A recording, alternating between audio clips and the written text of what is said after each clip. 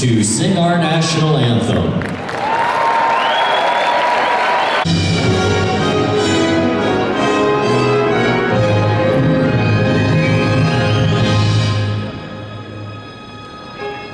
Oh, say, can you see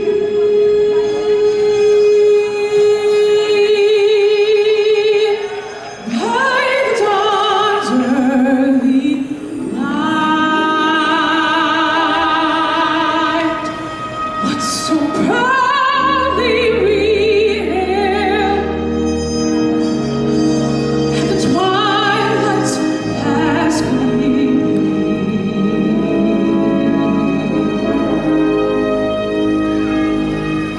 Whose broad streets and bright stars through the perilous fight o'er the ramparts we watched were so gallantly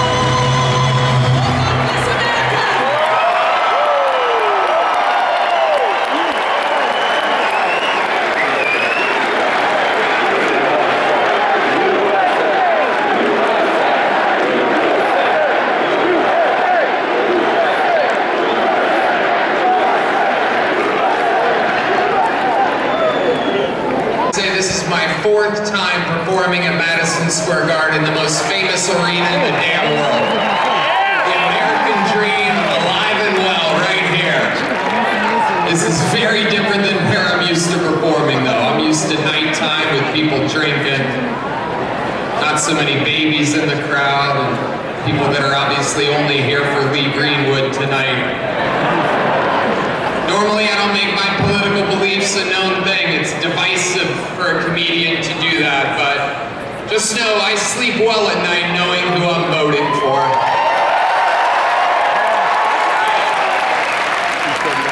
Yeah, when I lay down and my head hits my pillow,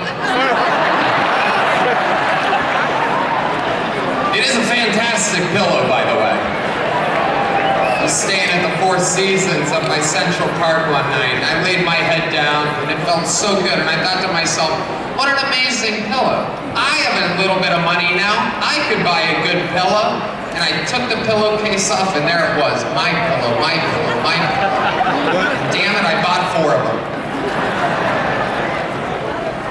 And if you use the promo code KillTony, you can also buy 4 my pillows. There's serious stuff happening, people. I live in the great state of Texas now. 18 years in Ohio, 20 years in California, and I got to see California turn to absolute horrendous thing. And traveling the world, I got to see San Francisco turn into one of the most demented cities, one of the greatest downfalls I've ever seen. And that is where the other candidate worked for 2 decades. And it's absolutely wild to see, and in Texas, stuff is really crazy. We're right there by a wide open border. Where are my proud Latinos at tonight? You guys see what I mean? It's wide open. There's so many of them. It's absolutely incredible. Believe it or not, people, I welcome migrants to the United States of America with open arms. And by open arms, I mean like this.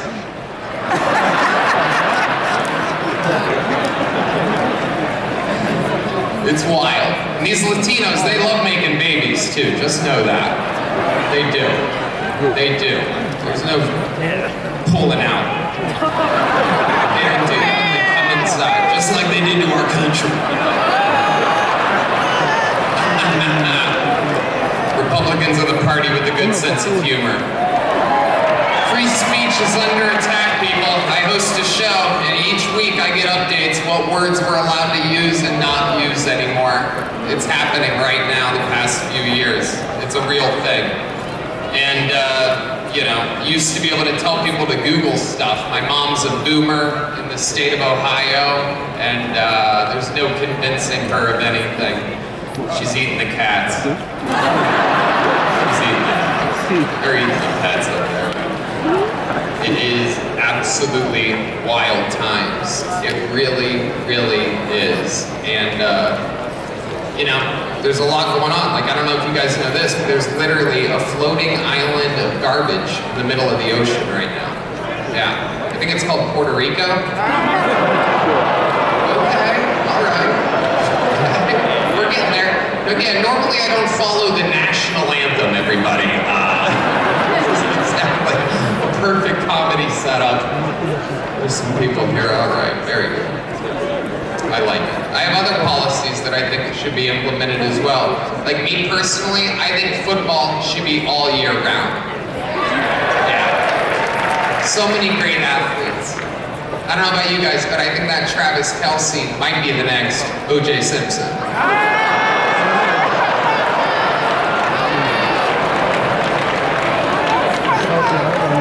Feels good in here.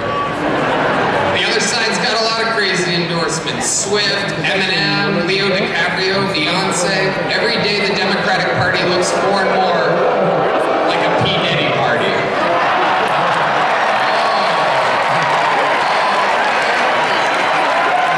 Okay, that's what you guys want.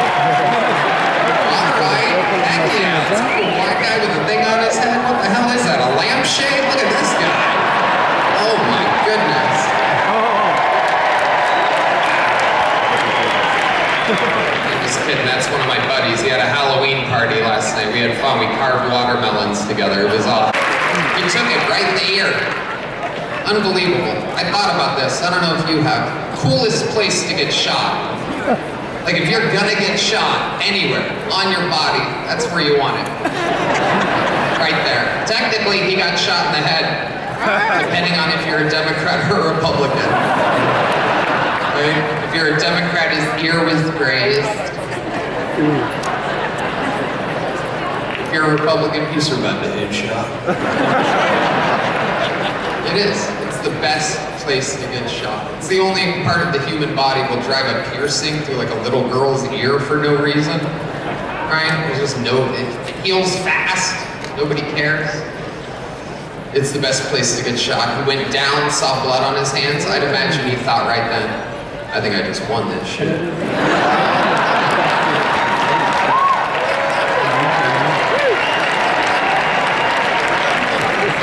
Stands up and says the most American words I've ever heard in my life. No. Before that, there was one more. Let me get my shoes.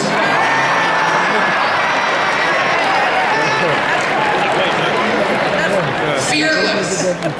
Perhaps still with an active shooter. He's talking like a guy that just had the best one-night stand of his life. Right? Like, where's my shoes at? I gotta get the hell out of here. Let me get my shoes. And then the fight. What he did was so cool that Biden got COVID. Go back, look at the timeline of everything again. 3 days after that. That means that Biden, he didn't get that from hanging out with sick people. He was in a sterile room in the White House, watching blood running down Trump's face as he pumps his fist. Biden's like,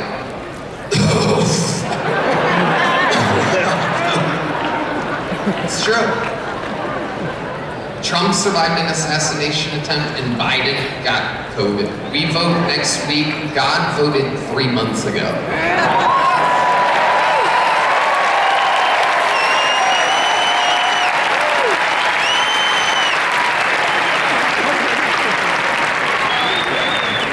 Another great Austin, Texas resident, Elon Musk, will be speaking here later.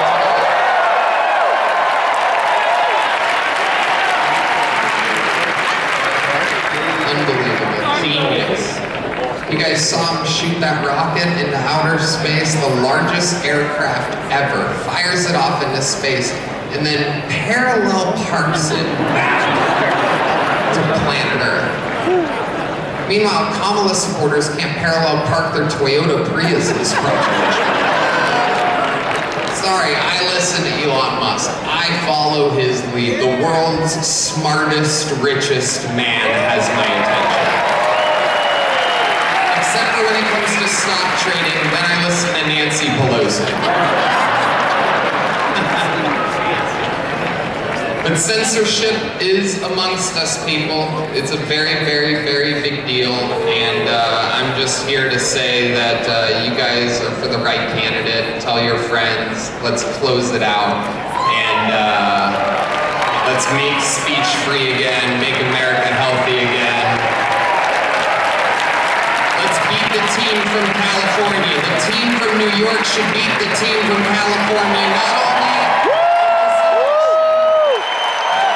in the World Series of Baseball, America's sport. I love you, New York. God bless New York. God bless America. Let's make it great again. I love it. Thank you. Welcome. Create some art. I gotta say this. There's a lot of creative conservatives out there who've been in the closet all these years. I came out of that closet 40 years ago and I got a lot of hell for it. But now, you creative conservatives, it's a new world. Come out of the closet and get the balance back.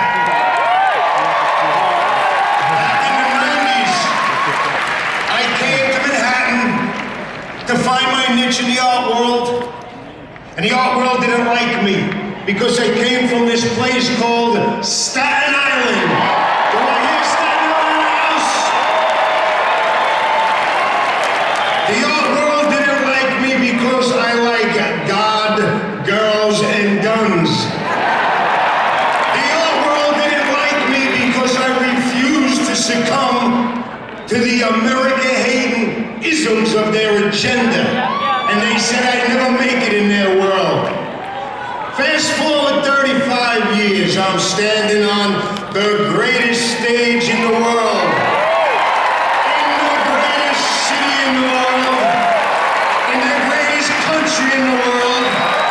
And I'm opening up for the greatest fucking president in the world.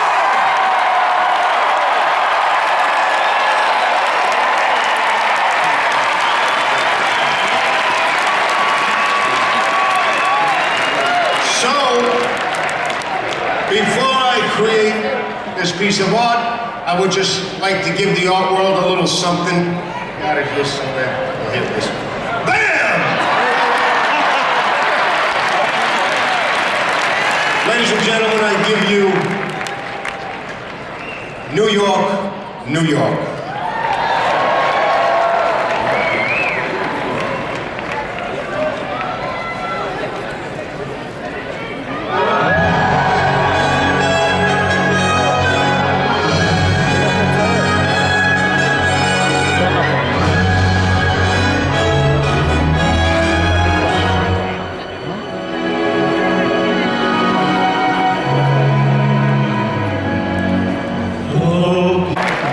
Israelis in the streets, they listen to me from Jerusalem. They only do this like all of you listen to me, all of you.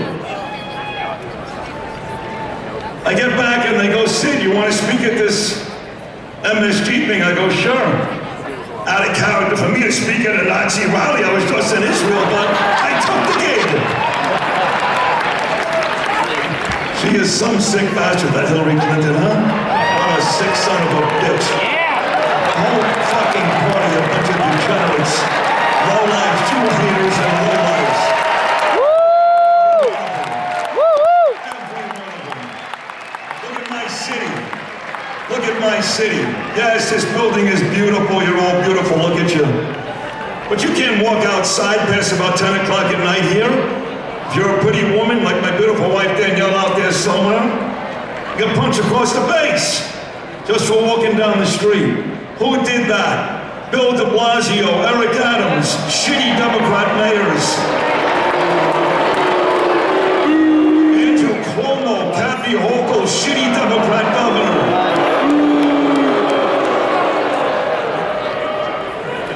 You got homeless and veterans, Americans, sleeping on their own feces on a bench in Central Park. But the fucking illegals, they get whatever they want, don't they? 5-star hotels, cash, probably get Yankee Dodger tickets tomorrow night. That's all about the Democrat rule, folks. Whether it's blue cities, blue states, or a blue administration. There's only one person alive today that can fix all of it. Look at all your signs. He can fix it. You're damn right he can fix it. That's President Donald J. Trump.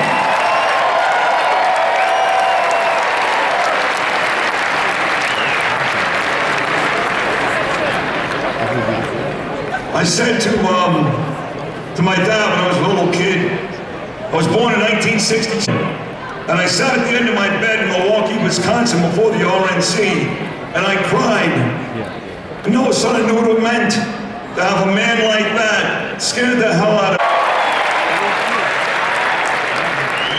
The world first got to know me on the courtroom steps right here in New York City. And they thought they could take the greatest president down through lawfare, with lawsuits, fake charges, raids, and endless investigations.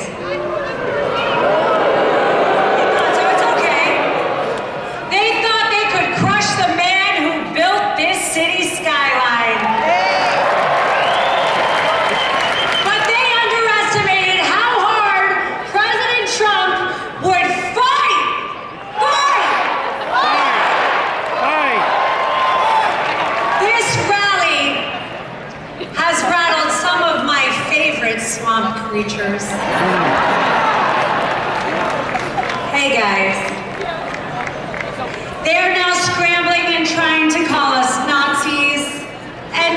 fascists and claiming, yeah, and you know what they're claiming, guys? It's very scary. They're claiming we're gonna go after them and try and put them in jail. Oh, ain't that rich?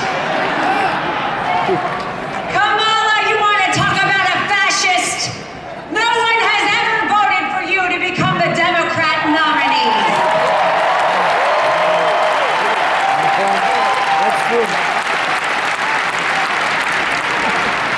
You see, I believe in something called the Constitution. And I believe in someone called God.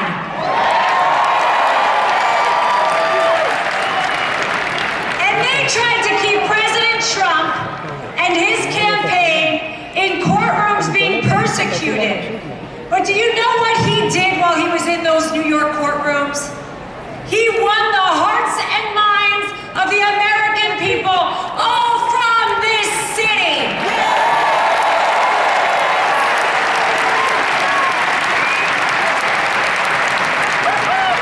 You see, the deep state, they underestimate how smart we are. And they want the American people to fall in line like a bunch of sheep. You know what they don't realize, New York? We're gonna be the ones herding sheep out of the White House on November 5th. Because Kamala Harris, you are getting evicted from my president's house.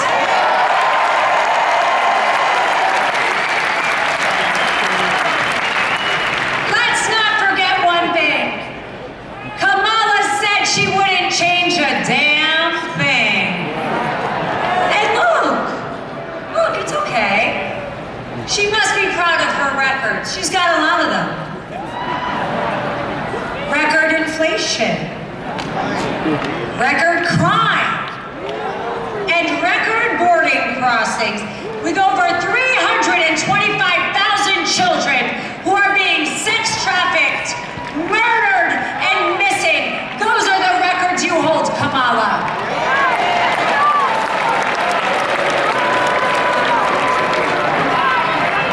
Look at my family. I love my family. And yeah, that's my family right there. By the way, where's my Trump Bedminster people? Let's go, Trump. Don't get me started on my boy Tampon 2. You know, Timmy, in the words of your wife, we are ready to turn the page on your indoctrination of our children, your tampons in boys' bathrooms, your deadly fentanyl pouring into our country through your wide-open borders, and your inflation that is crippling hard-working American people.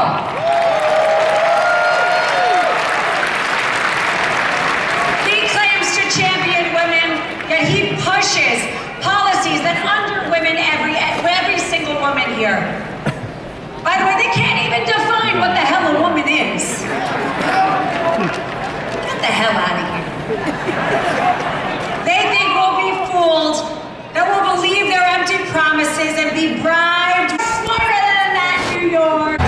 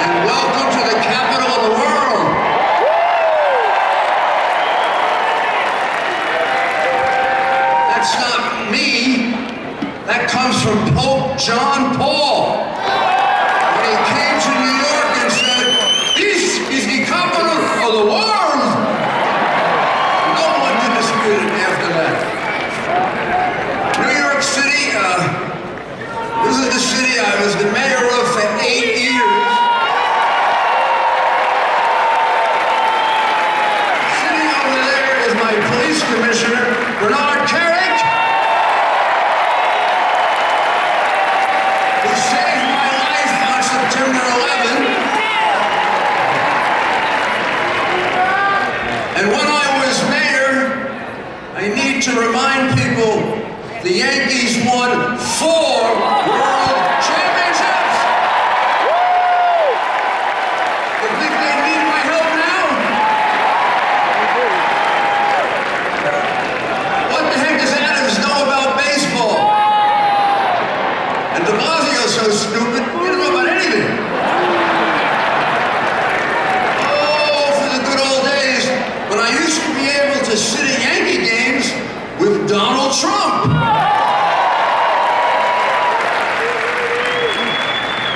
And George Steinbrenner would make us pay for our peanuts. Now, he was a great friend of both of us. And he shared in common with Donald Trump something that I know as the mayor that many people don't know, and they probably don't realize why I get so angry when he's attacked and demonized. This is a very charitable, very good man. Yeah, I know he's a great president, but this is a very good man. He and George Steinbrenner would step up anonymously every time a police officer not just killed but hurt, every time a firefighter not just killed but hurt, every time something horrible happened in the city, they would call, they would offer services, money, help, a hotel room. And when I wanted to make it public, they would say no, because they said that you gotta save that. The credit you get for that, you get from God. If you make too much of it here, it gets used up.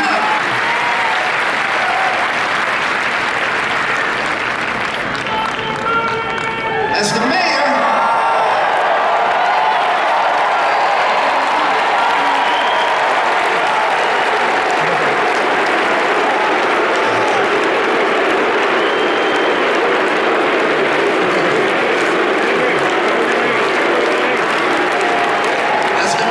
you know that I reduce crime more than any mayor in history. I improved the quality of life in 5 boroughs. I lowered taxes. It was the biggest tax reduction in New York history. Not like Donald Trump's tax reduction, not as big. You know why it was the biggest? It was the only one. I mean, I was only the 3rd Republican mayor in 100 years. And we carried out the biggest welfare to work program in the world. We had 1.3 million people on welfare, and when I turned over the city to Mike Bloomberg, it was down to 500,000, and almost all of them were working. That word working is anathema.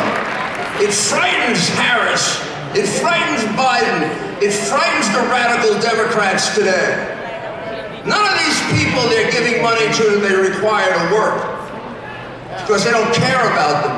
Because they don't love them. Because what are they?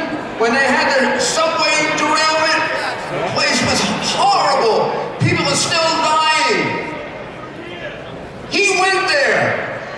I went there. I did my television show from there. It took Biden a year to go there because those people are deplorables. Like you, like me, we're deplorables. We don't count. The Hollywood stars count. The big money counts. 20 million from China counts. But we don't count.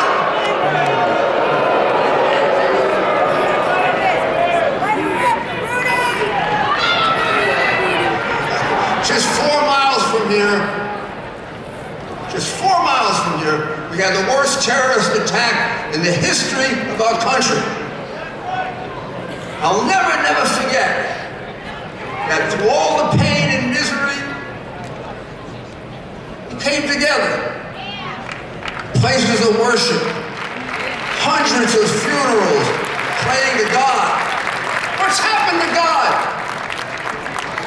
We don't pray to him anymore. We're not allowed to. Christ is King. We don't bring God back.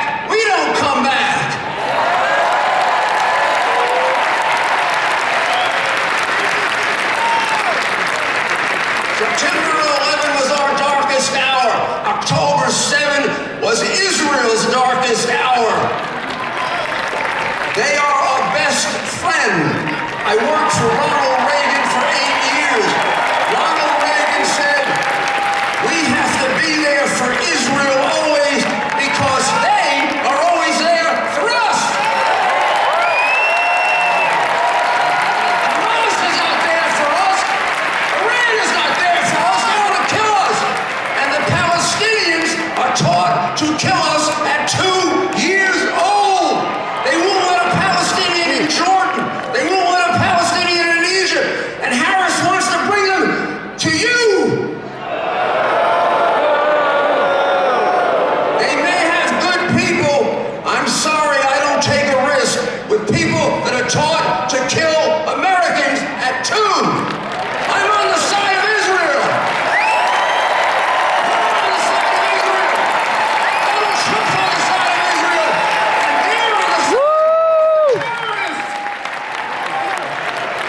Democratic place, you're not allowed flags. Like me, President Trump grew up here. He's a New Yorker.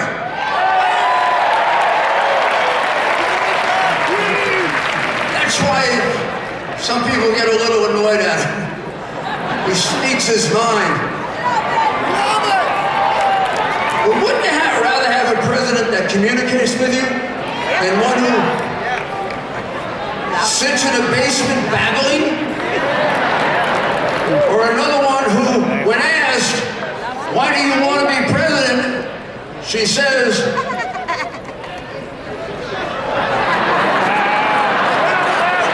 my mother was from the middle class.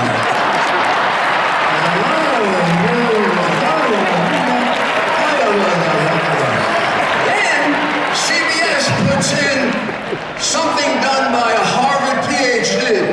I want to be president.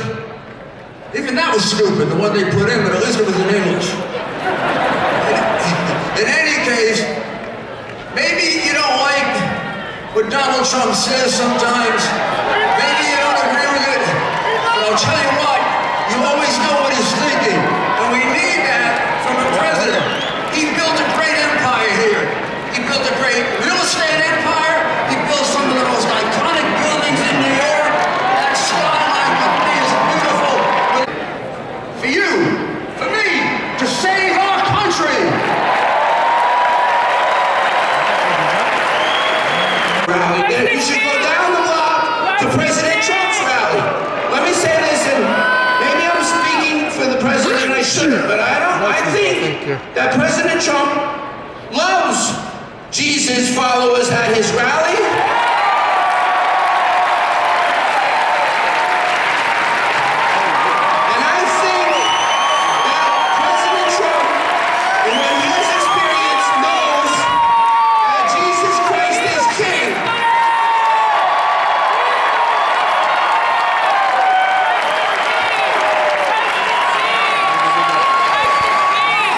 New York red.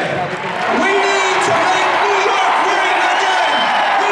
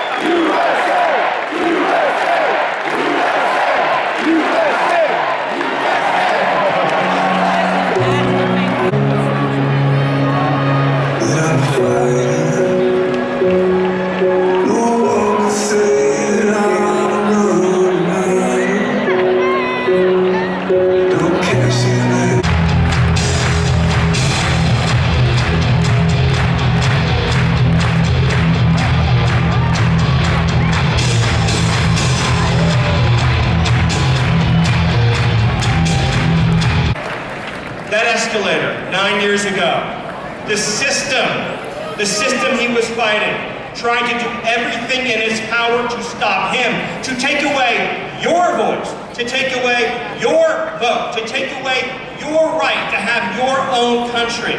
They lied, they defamed, they smeared, one witch hunt after another, one hoax after another, one betrayal after another, lie after lie, slander after slander, libel after libel, lawsuit after lawsuit.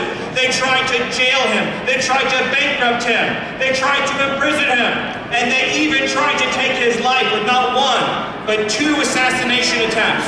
And let me ask you, when his life was on the line, did he falter? Did he waver? Did he yield? Did he surrender? Did he hesitate? Did he back down? Did he give one single solitary inch? Or did he stand up, strong and proud and resilient, the warrior that he is, and raise his fist into the air and shout on behalf of all of you, fight, fight, fight. And what was he fighting for? He was fighting for your children, for your wives, your husbands, everyone that you love and know in the world. The system just keeps beating you down, and beating you down. And I say to you, are you going to let that system win? Are you going to surrender? Or are you going to follow the example of President Donald J. Trump and fight, fight, fight to the finish and save this nation, save this... For a special 6-year-old, I Finley. It's a privilege to be here with all of you tonight, right in the heart of the city that means so much to me. This city shaped who I am, helped me to build my business, and gave me my roots. But I'll tell you, this is not the New York I grew up in. Our city has drifted away from what it once was, but if there's one man who can restore it to its greatness, it is my dear friend, President Donald J. Trump.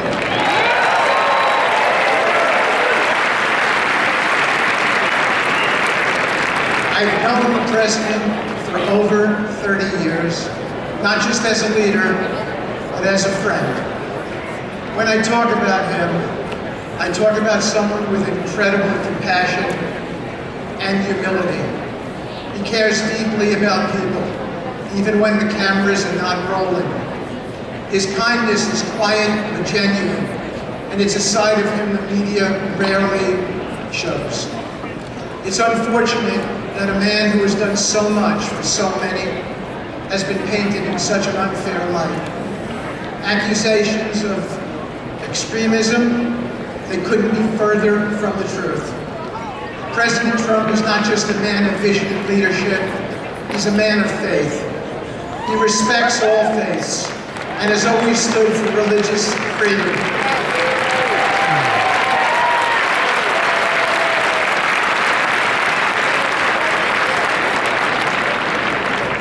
His unabiding belief in the value of every individual is grounded in his respect for God and country. President Trump embraces freedom and fights for the rights of all Americans. Despite facing constant opposition, he has persevered. He's been targeted with lawsuits and accusations, yet he's never wavered in his commitment to the American people. I know he'll fight for each and every one of you, as he's always fought for me. That's the kind of leader we need. Someone who never backs down when things get tough, but keeps pushing forward for what's right. In a world that often feels uncertain, President Trump offers each of us clarity. His policies are rooted in common sense. He understands the importance of strength, both at home and abroad, and leads with courage.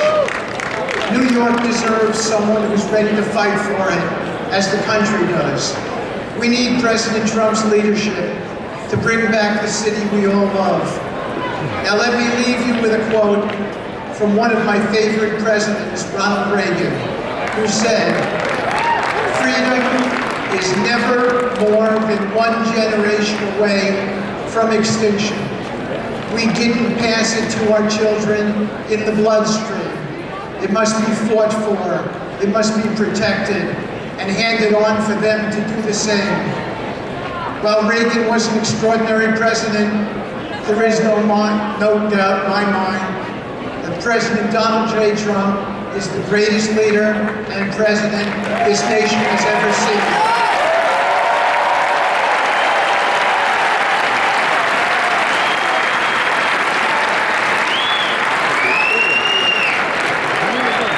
President Trump understands that the fight for freedom is never over.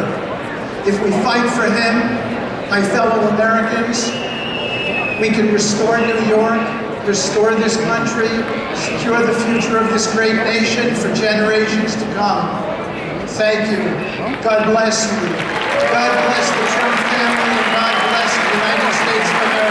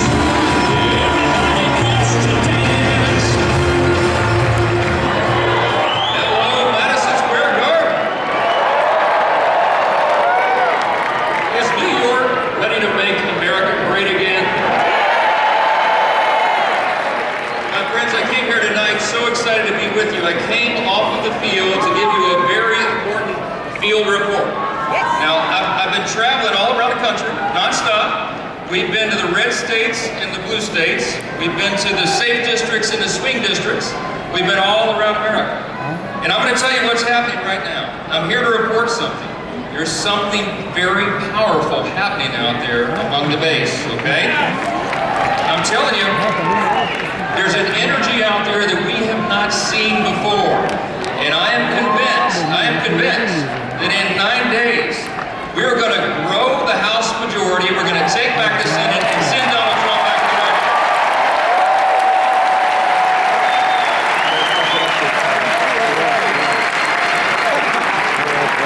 Let me tell you why that is. Because everywhere around the country, no matter where you live, everybody is fed up and they are fired up. They're fed up. It doesn't matter what demographic they're in. It doesn't matter what walk of life. They know that we cannot afford 4 more years of Kamala Harris in the White House. And we can't possibly afford turning the House or the Senate over to the Democrats. Let me ask you a question. Let me ask you what I ask these groups all around the country. Do you want 4 more years of open borders? I don't think you do. You want 4 more years of high cost and inflation? You want 4 more years of rising crime in every community? No. Well, how about 4 more years of woke ideology in our schools and our military? You want 4 more years of wars and weakness on the world stage? Nobody does. American voters are sick of it and they want to change. Now listen, for the last 2 years we've had a bit of a dilemma, right? The House has been the only firewall in Washington, standing between Chuck Schumer, the Democrats in the Senate, Kamala Harris and Joe Biden, and the American people. Now we played defense, we blocked their woke America Last agenda, and we passed solutions to all the great challenges facing the country. But here's the problem, they got stopped in the Senate. We also had the smallest Republican majority in U.S. history. But you know what the good news is? We're about to grow that majority. That's what's going to happen.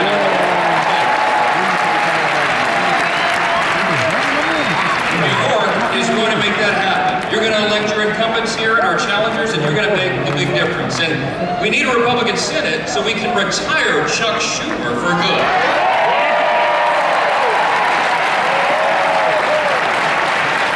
America needs, and everybody knows, no matter where we are in the country, we know we have to get Donald J. Trump back to the White House so we can get this thing fixed. When we do that, we're going to secure the border once for all. We're going to unleash American energy dominance again. We're going to lower the cost of living. We're going to support our allies and stand up to our adversaries. We're going to defend our rights and our freedoms and the troops and the veterans who fought for them. And we will protect the values and the principles that made America the greatest nation in the history of the world.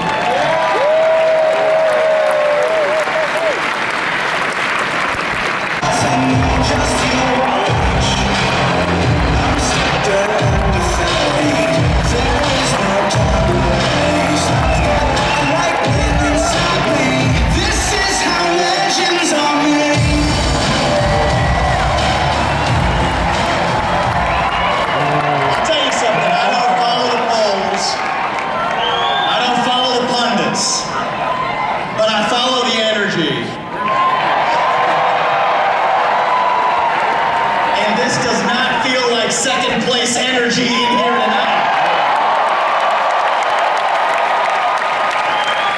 I had a friend of mine, smart guy, he's a billionaire, texted me this morning.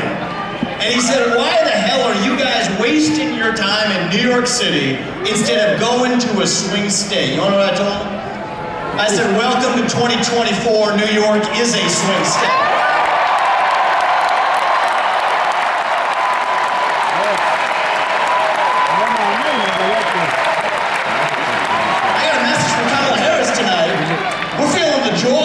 City tonight.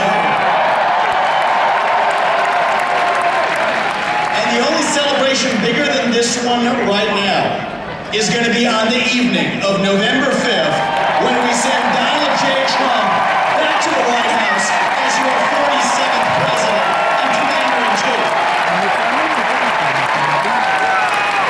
And I'm looking around here, there's only one man who is going to be more happy than everybody else in this room when that happens. And that is going to be a man by the name of Joe Biden.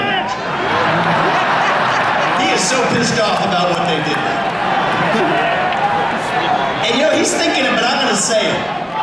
Identity politics never works in America. When you select somebody on the basis of their race and their gender, it always ends up being a disaster. And I'm actually talking about Tim Walsh this time. It goes both ways. So listen up, guys. Last year I became the youngest person ever to run for U.S. president as a Republican. And I'll tell you something about my generation. We are lost. We are hungry to be part of something bigger than ourselves. Yet we can't even answer what it means to be an American today. We're in the middle of a national identity crisis. Faith in God, patriotism, hard work, family. These things have disappeared, only to be replaced by wokeism and transgenderism, climatism, COVIDism, depression, anxiety, fentanyl, suicide. These are symptoms of a deeper void of purpose and meaning in our country. And right now, we need to step up and fill that void with our own vision. Answer, what does it mean to be an American in the year 2024?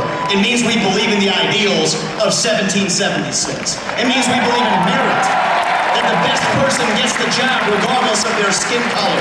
That you get ahead in this country. Where known violent criminals and Islamist terrorists are streaming across our borders, placing us at risk. A vote for Donald Trump is a vote for secure borders and safe communities and a confidence that he will seek out those who seek to do us harm and get them out. A vote for Kamala Harris is a vote for economic hardship, high cost of living, poverty, and homelessness, and a vote for Donald Trump is a vote for economic prosperity and opportunity for every single one of us as Americans. A vote for Kamala Harris is a vote for censorship and a complete erosion of our fundamental and constitutional rights and freedoms. A vote for Donald Trump is a vote for someone who will defend freedom and every one of our God-given rights that are enshrined in the Constitution and Bill of Rights.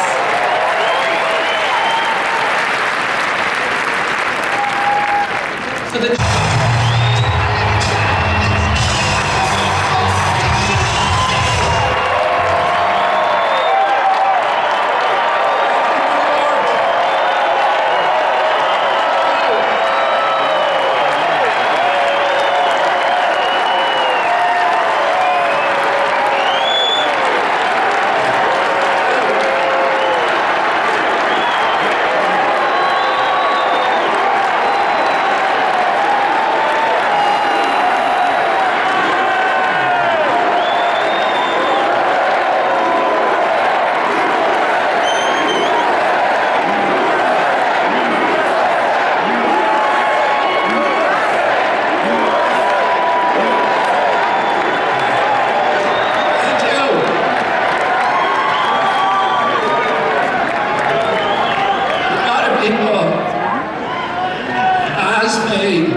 I left the Democratic Party.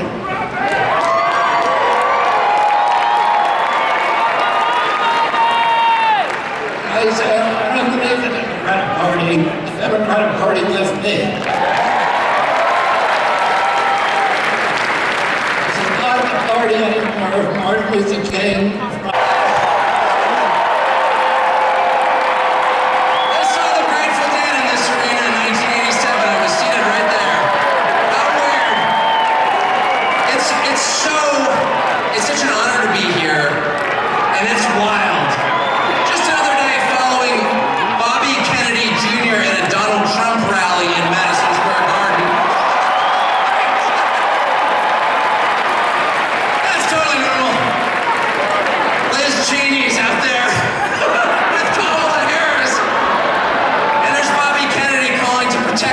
Sports at a Trump rally.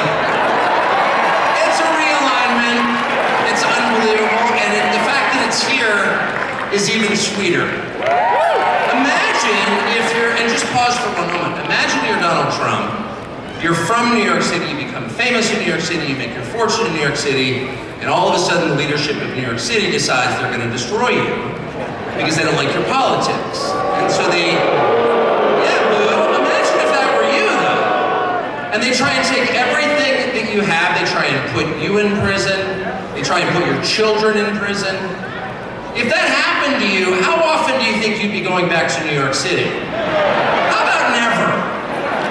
And yet he's here, it's like getting thrown out of a bar. And you think to yourself, well, you know, all my friends are in the bar. And you approach the door and there's the bouncer like, you're not allowed in here.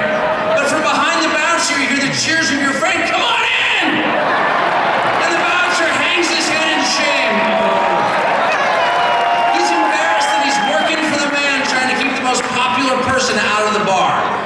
And that's Donald Trump back in the city that produced him with no embarrassment at all.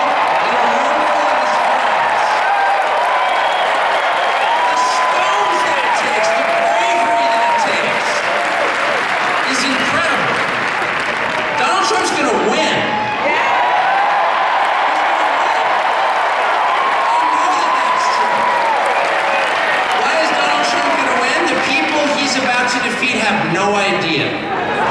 And they're panicked, they have no idea why people like Donald Trump. And their first theory was, well, Donald Trump is evil, so half the country's evil also.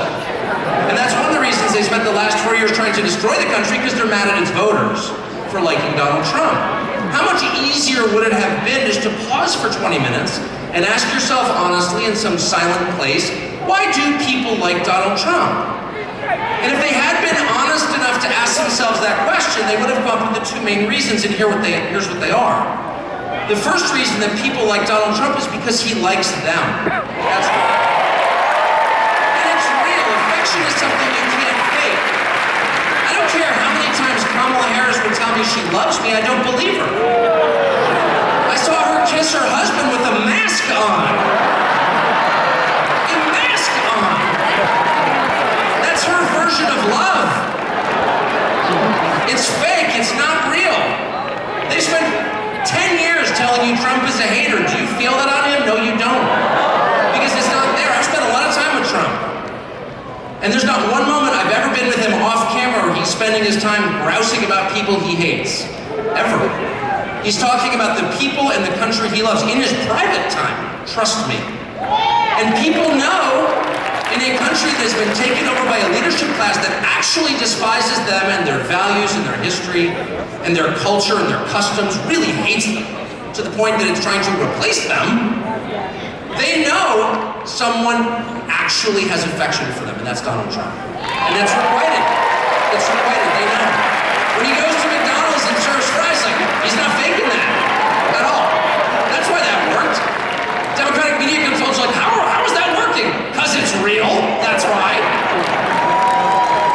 And the second reason that people love Trump, and I put myself in this category, it's why I'm here today, is because he's liberated us in the deepest and truest sense.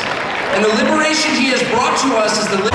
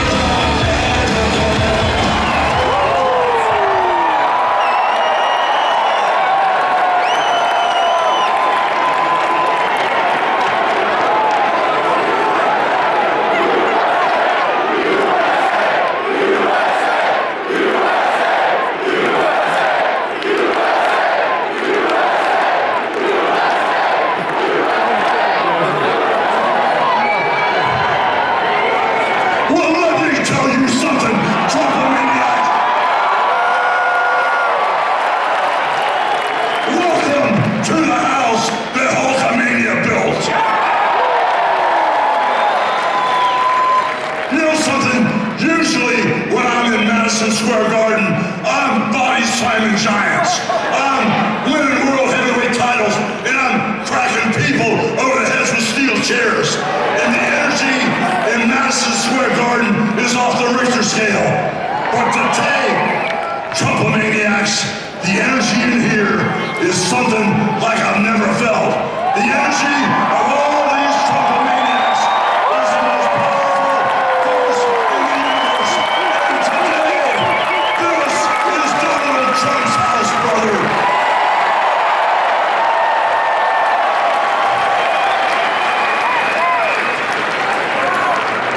nothing from maniacs.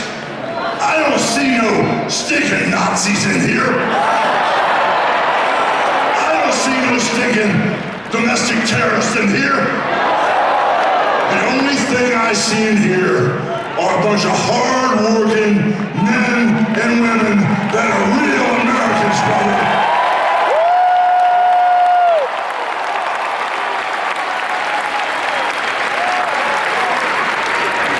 You know, when I hear my president and our president, Donald Trump, speak, he sounds for real, brother.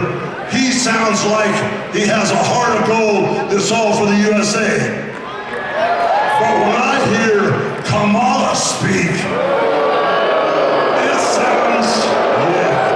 it sounds like a script from Hollywood with a really, really bad actress.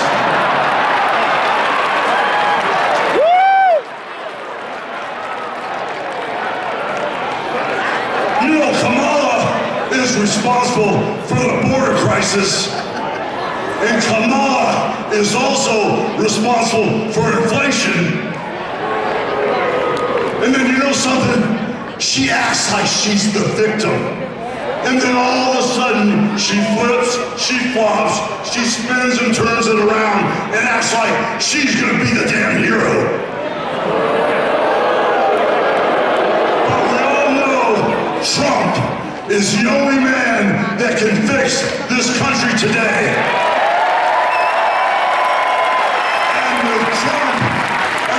You know, I've been coming to this building month after month after month, and I've seen sold-out crowds over and over again for over 40 years.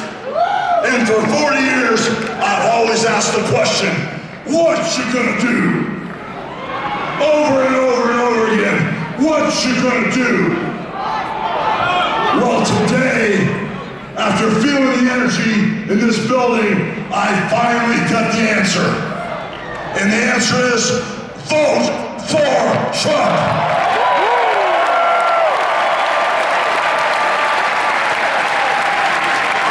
So now, I got a couple questions for you. What you gonna do about the border invasion? What you gonna do about inflation? What you gonna do about keeping America safe, brother? And what you gonna do about putting God in our homes, in our country, and our schools?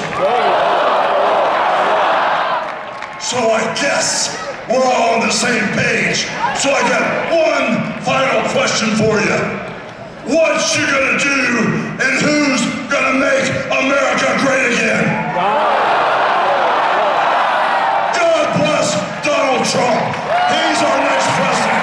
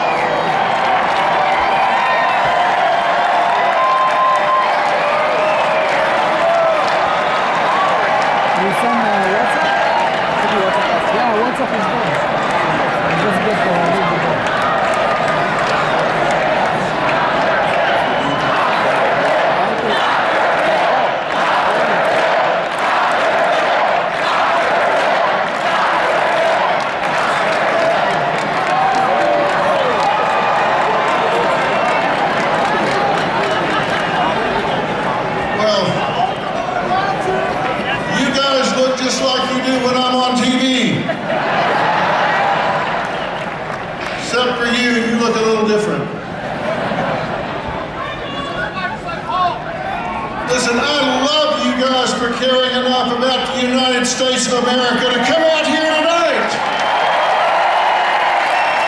Thank you so much for caring enough to come out here tonight. I have to tell you, I love this country.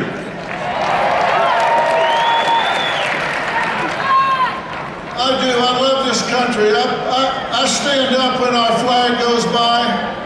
I put my hand over my heart when they play our national anthem. And I'm so proud to see so many people take time out of their day to come out here and stand up for this country. Somebody forward? Okay. All right.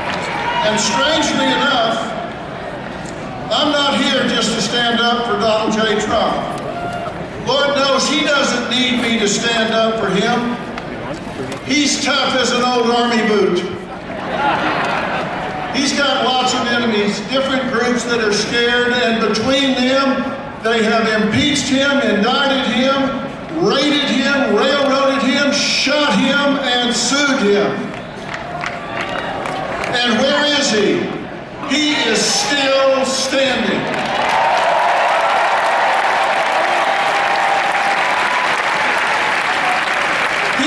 Just keeps on coming because he loves this country too. I can be honest and say, I can be honest because we have free speech in America. I can be honest and say I don't like or agree everything that Donald J. Trump does or says. I mean, come on. Nobody agrees with everything or likes everything somebody else says or does, right? No human is perfect. We don't strive for perfection, we strive for excellence. But you don't have to love everything about someone in order to love them. And the last thing he needs is some celebrity endorsement. What the hell do I know? I know I'm no celebrity to begin with. And celebrities don't know anything about policies or politics. So,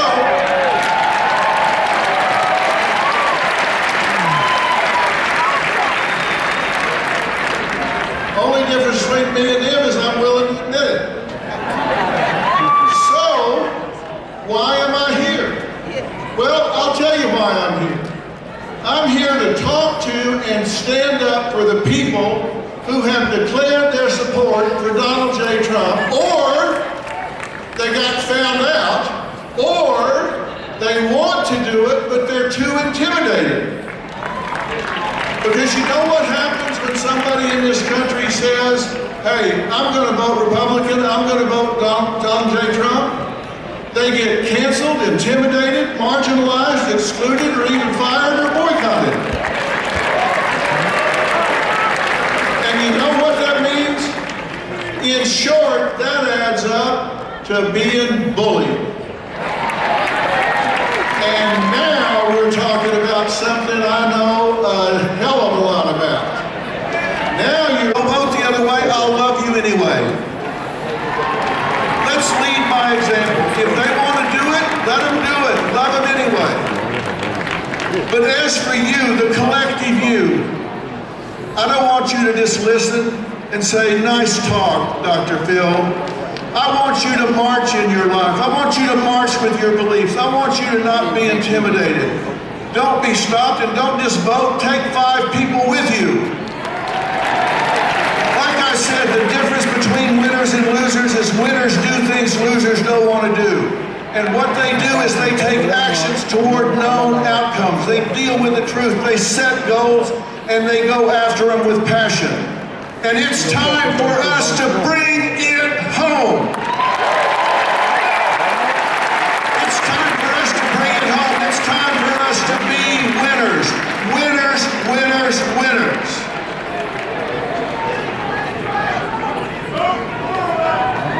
I started by telling you I love this country. I'll finish by telling you I love this country, and I love you for loving this country.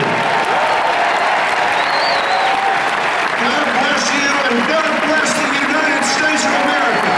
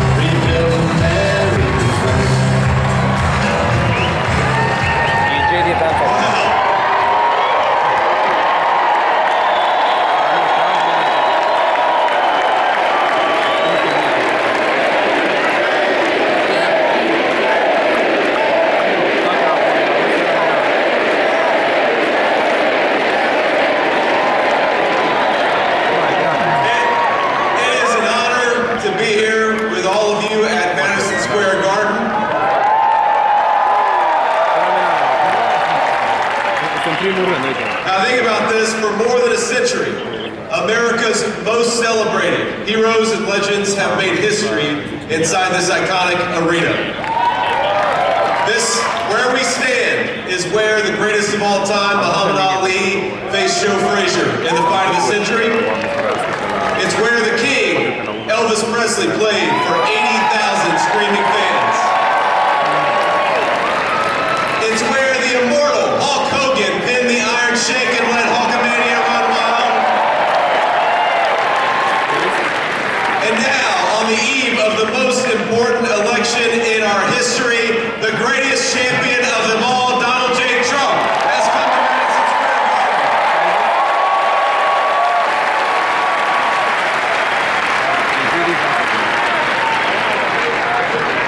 And I believe in just 8 short days, we are going to turn the United States of America red and make Donald J. Trump the President of the United States.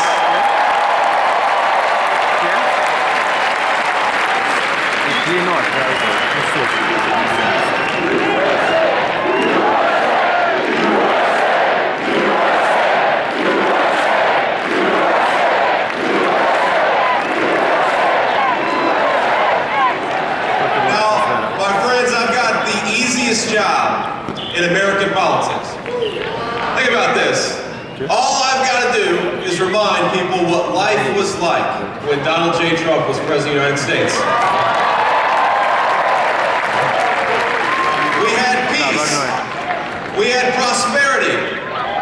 Take-home pay was rising the fastest that it had in 40 years.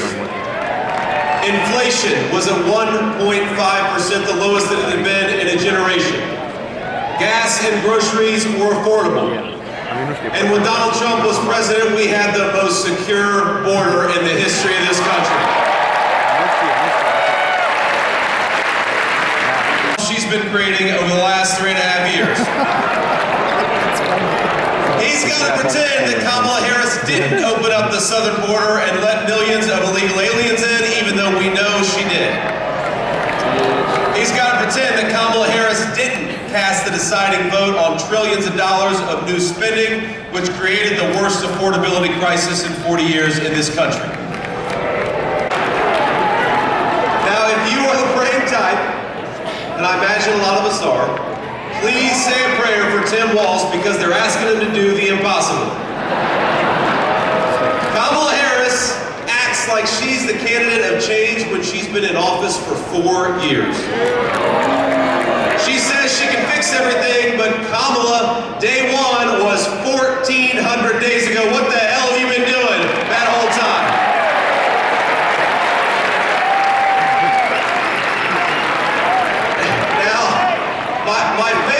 My favorite Kamala Harris moment is that when somebody asks her for specifics on how she'll make life more affordable or groceries cheaper, she'll say, well, I grew up in a middle-class family. You say, Kamala Harris, how are you going to close down the southern border? Because for 4 years you've left it wide open. And she'll say, well, I made the hash browns when I worked at McDonald's and I was pretty good.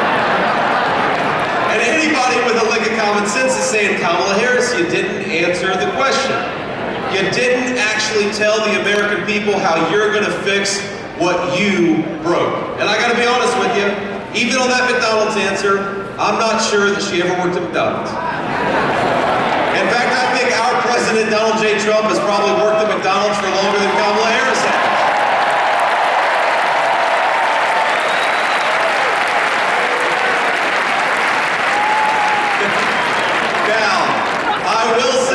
I'm going to say one thing in Kamala Harris's defense. She does one.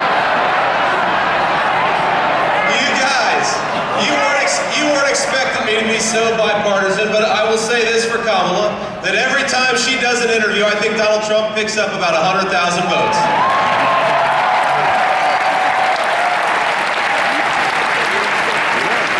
Now, we're of course in one of the proud baseball cities in the United States of America. So you know the problem with a softball interview is that you've got to be able to hit a softball still. And that's That's the problem with Kamala Harris, is I don't think that she could hit a T-ball based on what we've seen over the last couple of weeks. When she was asked what she would do differently compared to Joe Biden, she said, nothing comes to mind. She's running on how she's going to be different, but she couldn't name a single thing that she would do differently than Joe Biden. Now, I will say, that could be the Kamala Harris official campaign slogan. Kamala Harris, nothing comes to mind.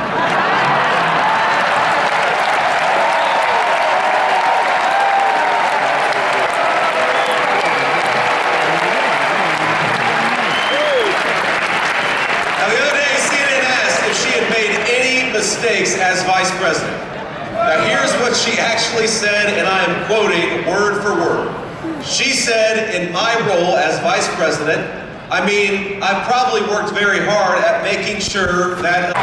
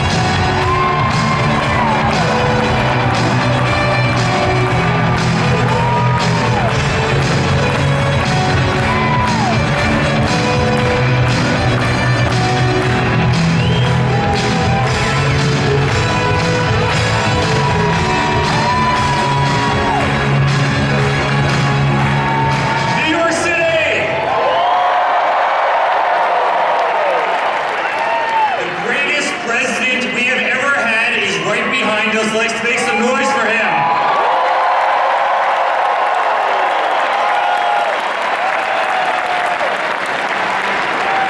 Guys, this isn't politics. This isn't politics. This is a family. It's hard.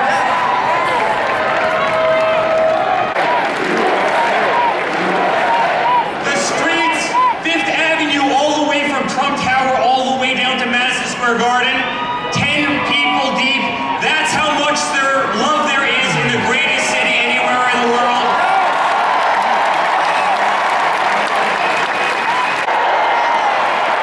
Can I just say how honored I am to be the co-chair of the Republican National Committee for you guys? I'll tell you something, we're making sure that we have free, fair, and transparent elections and nobody's cheating in 2024.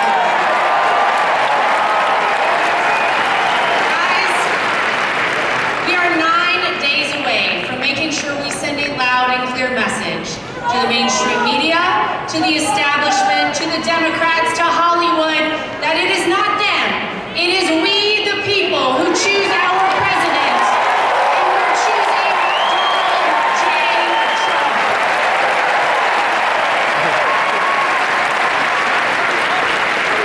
And I gotta tell you, it is incredible to be here in Madison Square Garden, in New York City, the greatest city on earth, in the...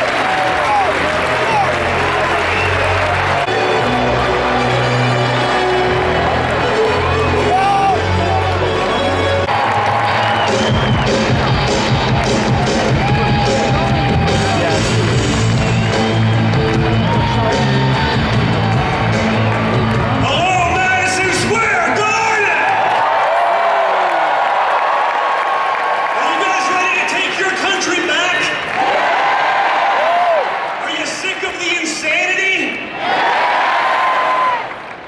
Guys, this is not my first rodeo. It's the 3rd go-around, but you think this could have ever happened 4 or 8 years ago in the heart of New York City? The King of New York is back to reclaim the city that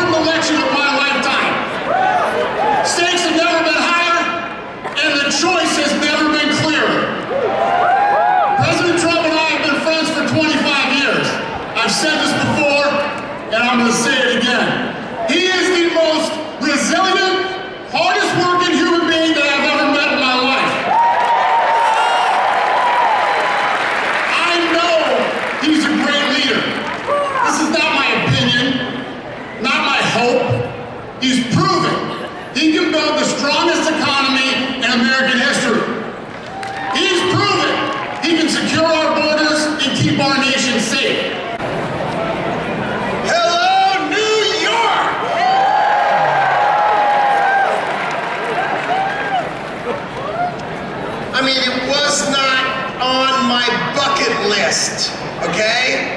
People like me do not get to play Madison Square Garden. This place rocks.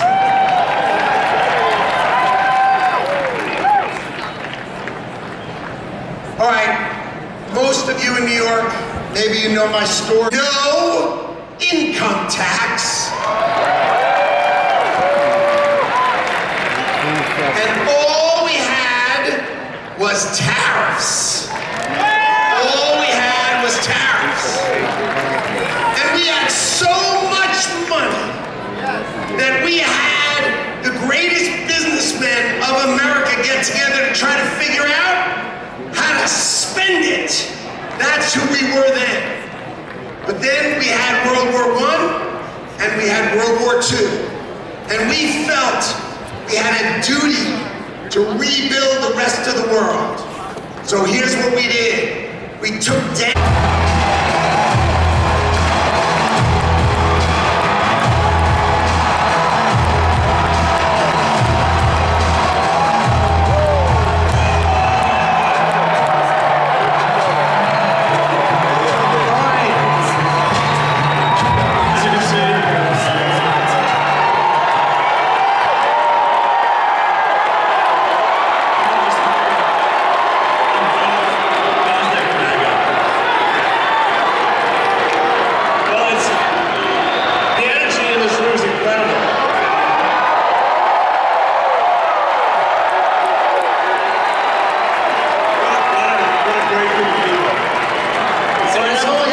For you, then I'm getting out of here because this is your stage.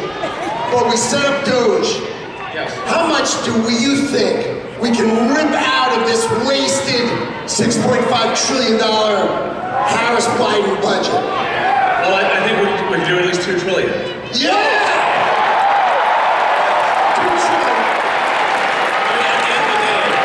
You're being taxed. You're being taxed. All government spending is taxation. So whether it's direct taxation or all government spending, it either becomes inflation or it's direct taxation. Your money is being wasted, and the Department of Government Efficiency is going to fix that. We're going to get the government off your back and out of your pocketbook.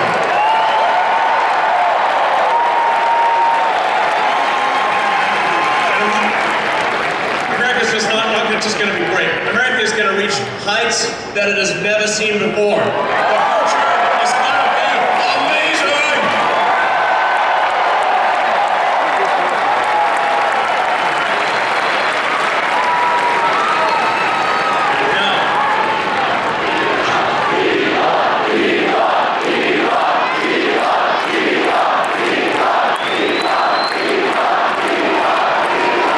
You guys are awesome.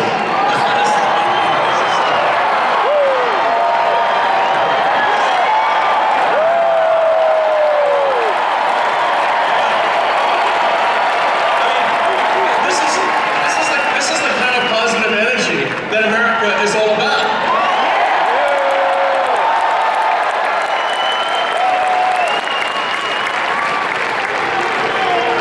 Yeah. USA, USA, USA, USA, USA. Yes. Now, I have something I want to ask you to do, though, because obviously we're somewhat preaching to the converted in this stadium, but there's a lot of people out there who need to vote for President Trump.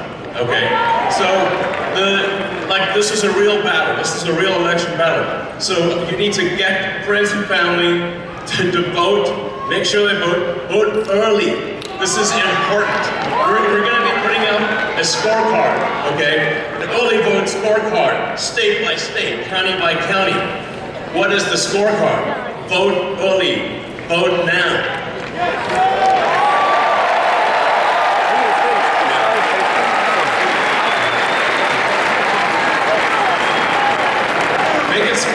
Make the margin of victory so big that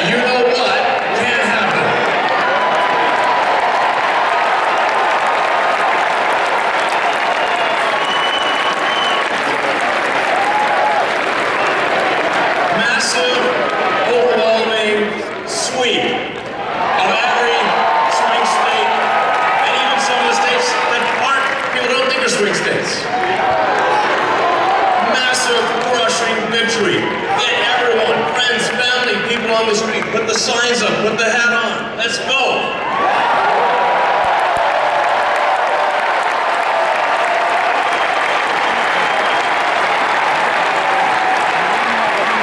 With that, it is my honor to introduce the First Lady, Melania Trump.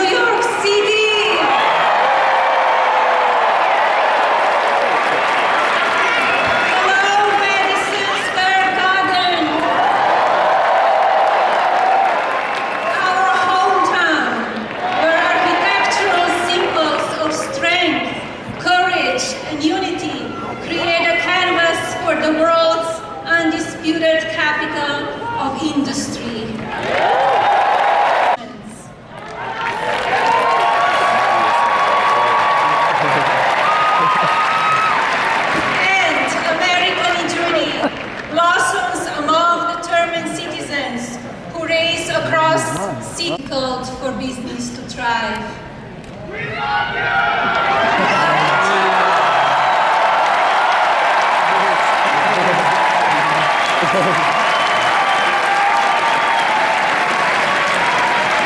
Crime is on the rise, while public safety diminishes, creating an environment where families with young president.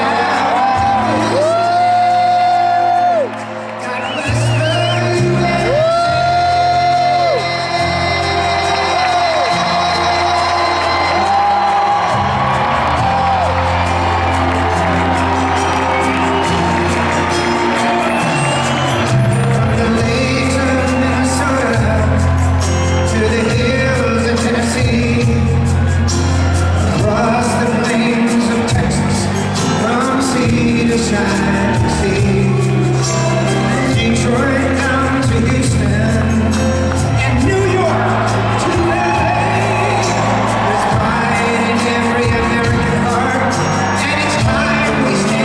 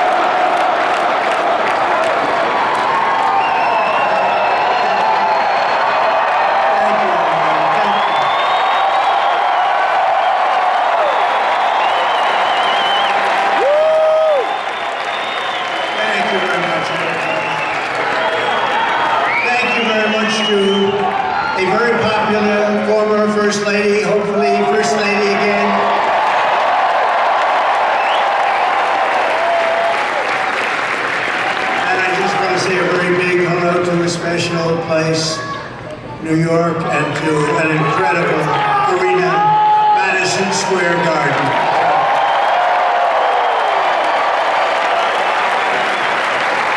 And then we have all of the people that could fill it up 10 times. You take a look at outside what's going on all the way down to the river, the beautiful, beautiful Hudson River. They're outside watching this now at levels that nobody's ever seen before. They've never had it. And I want to thank Jim Dolan. He's been incredible. He's been just incredible. The job they've done.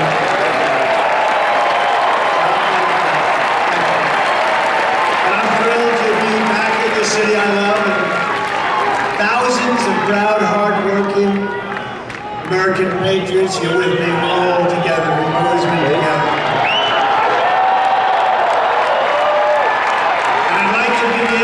Asking a very simple question. Are you better off now than you were 4 years ago?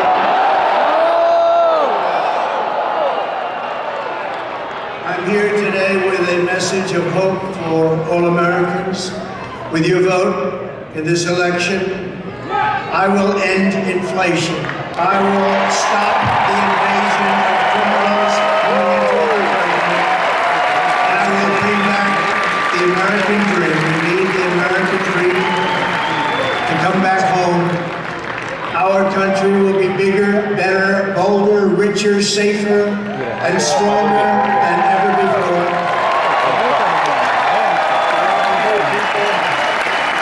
This election is a choice between whether we will have 4 more years and we will dominate the frontiers of science, medicine, business, technology, and space. And I'm asking you to be excited about the future of our country again. I'm asking you to dream big again. We're going to dream big again. We haven't been dreaming big at all.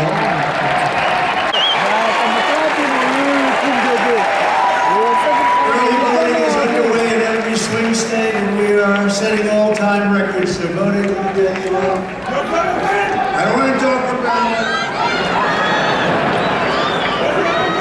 But we have to keep it going. We've got to get out and vote. We just have to get out. Who would have thought this was going to happen? We're leading in every swing state.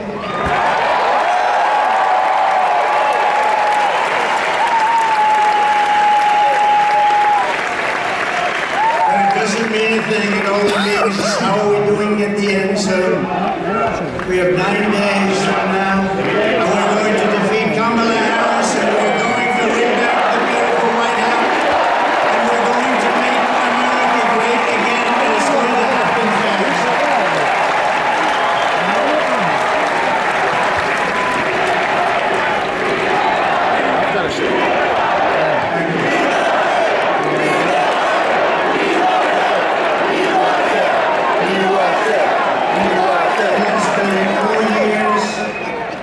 Kamala Harris has shattered our middle class. She cast the deciding votes that launched the worst inflation in the history of our country.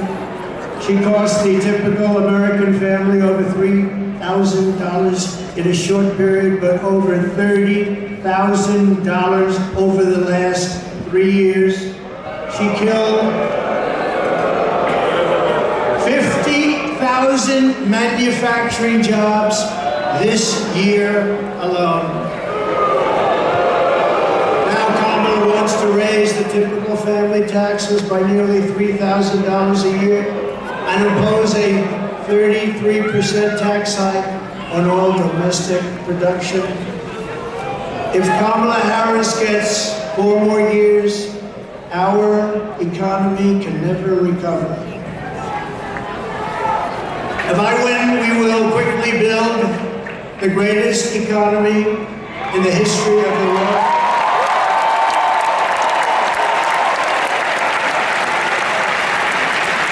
Which is what we had in our last term.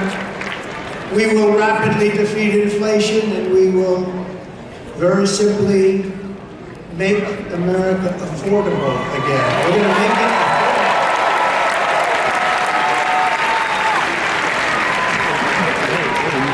I will massively cut taxes for workers and small businesses, and we will have no tax on tips, no tax on overtime, and no tax on social security benefits.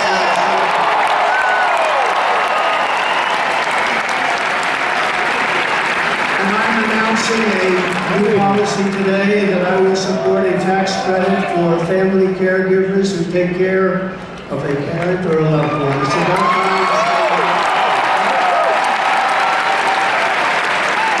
We have so much to our country, and I've never spoken of, they're going to be spoken of now. Thank you all very much.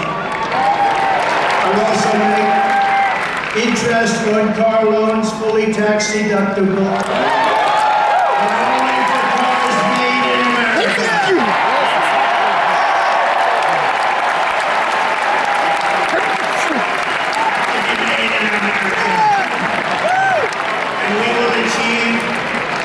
Independence, and we will do something. We want it so bad. We're going to do something.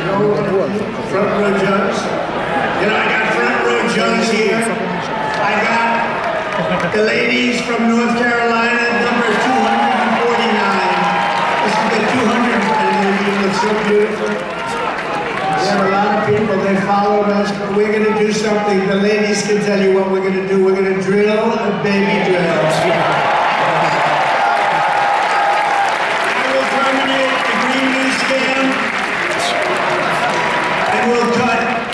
Your energy prices in half, 50% within 1 year from January 20th. Is the fake news hearing that? Whoa!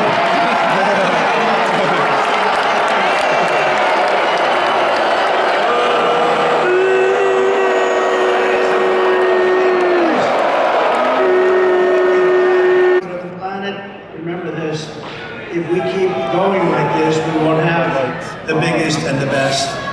We won't have a market, we won't have a country. But only for those who make their product here in the USA and hire American workers for the job.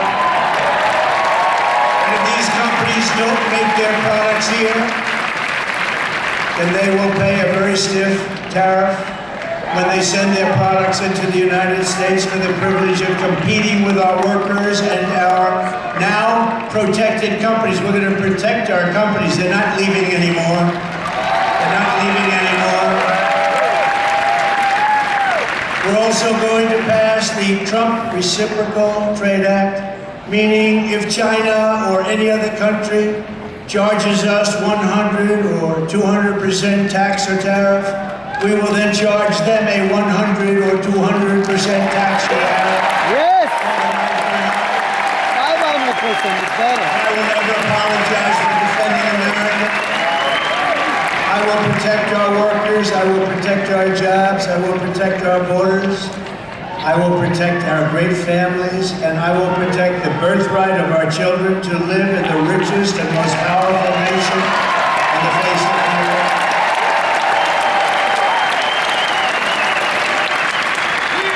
As we rescue our economy, I will also restore our borders.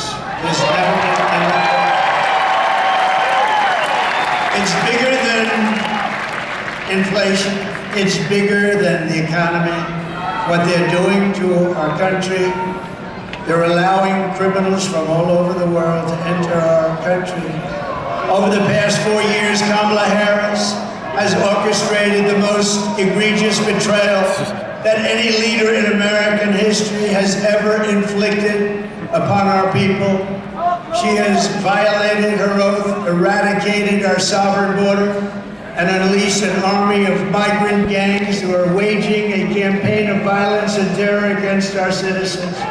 There has never been anything like it anywhere in the world for any country. Kamala has imported criminal migrants from prisons and jails, insane asylums and mental institutions from all around the world, from Venezuela to the Congo. A lot of people are coming from the Congo prisons.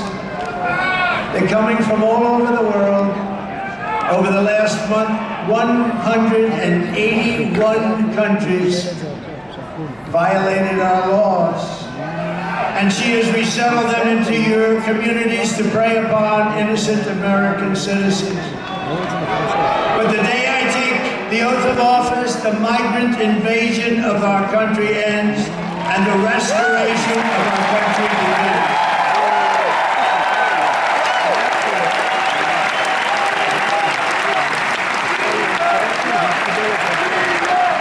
One of the deadliest and most vicious migrant gangs that Kamala has imported into our country is the savage Venezuelan prison gang. Nice group of people. They got together in prison, the worst prison in the world, they say. It's called Tren de Aragua. And that is taking over apartment complexes and unleashing a violent killing spree all over America, and especially in Aurora, Colorado, where we have a governor who's petrified of them, and maybe he should be. But now, they've even taken over Times Square. Take a look. Orders deadly consequences. Border crisis, record high crossings are putting a strain on cities across America. It is a full-blown invasion. Armed Venezuela. The United States is now an occupied country, but it will soon be an occupied country no longer.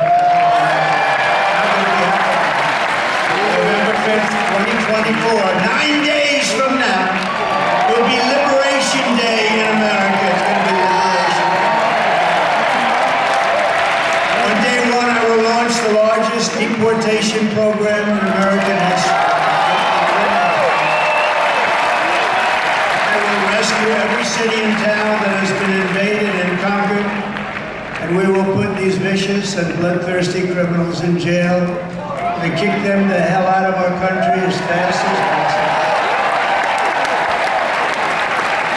And to expedite removals of Tren de Aragua and other savage gangs like MS-13, which is equally vicious, I will invoke the Alien Enemies Act of 1798. Think of that.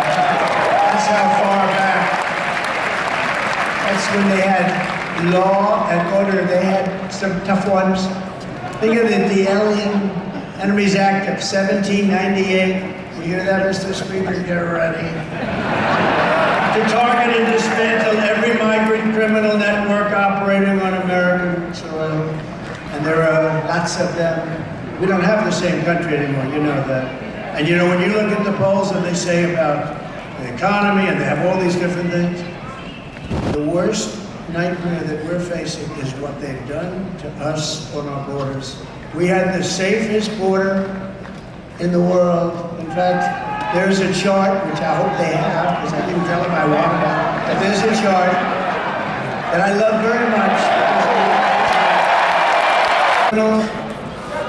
And for illegal aliens that are in our country illegally, I will immediately ban all sanctuary cities in the United States.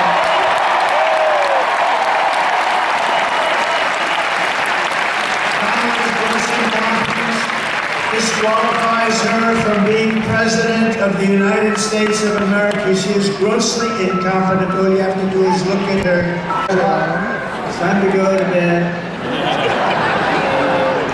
To his and her egregious hurricane response, worst response in North Carolina and other states since Katrina, but I think it was even worse than Katrina.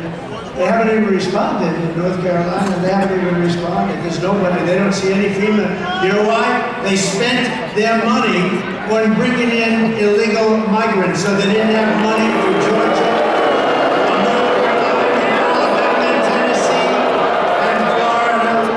South Carolina. They didn't have any money for that. They spent all of their money on bringing in illegal immigrants, flying them in by beautiful jet planes. They flew in. We just found out about a year and a half ago. Remember, we said, what's going on with those planes? A lot of planes going over there. What are they? They would fly them into the middle of our country, our beautiful, beautiful country. And you know what happened? You take a look at Springfield, Ohio. where, think of this, where 30,000 illegal migrants were put into a town of 50,000 people. No place can withstand that. Yeah, I was thinking about that. Or take a look at Aurora in Colorado. Colorado is going to vote for us. You know why? Typically, they go a little bit the other way. Of course, with their voting system, I'm not so sure about that. But you know why? Because they tried to throw the leading candidate of both parties, meaning me, I was leading both parties, off the ballot, and the people of Colorado, including Democrats, are very angry about it. They are a threat to democracy. Isn't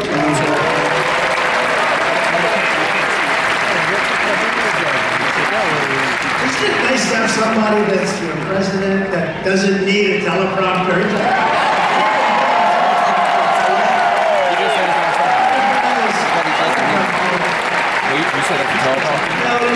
You saw the other day where Kamala got a little stuck on the teleprompter went really bad and stopped on her. You have to be, you know, if you're a politician, you have to be able to handle that.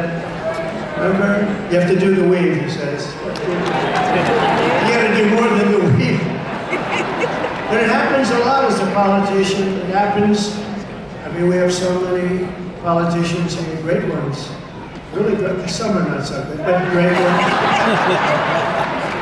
And when Newt, or when the speaker, or when Tommy Tuberville, who's here someplace, the great senator from Alabama, or when any one of our literally 75, by the way, should I introduce all of them?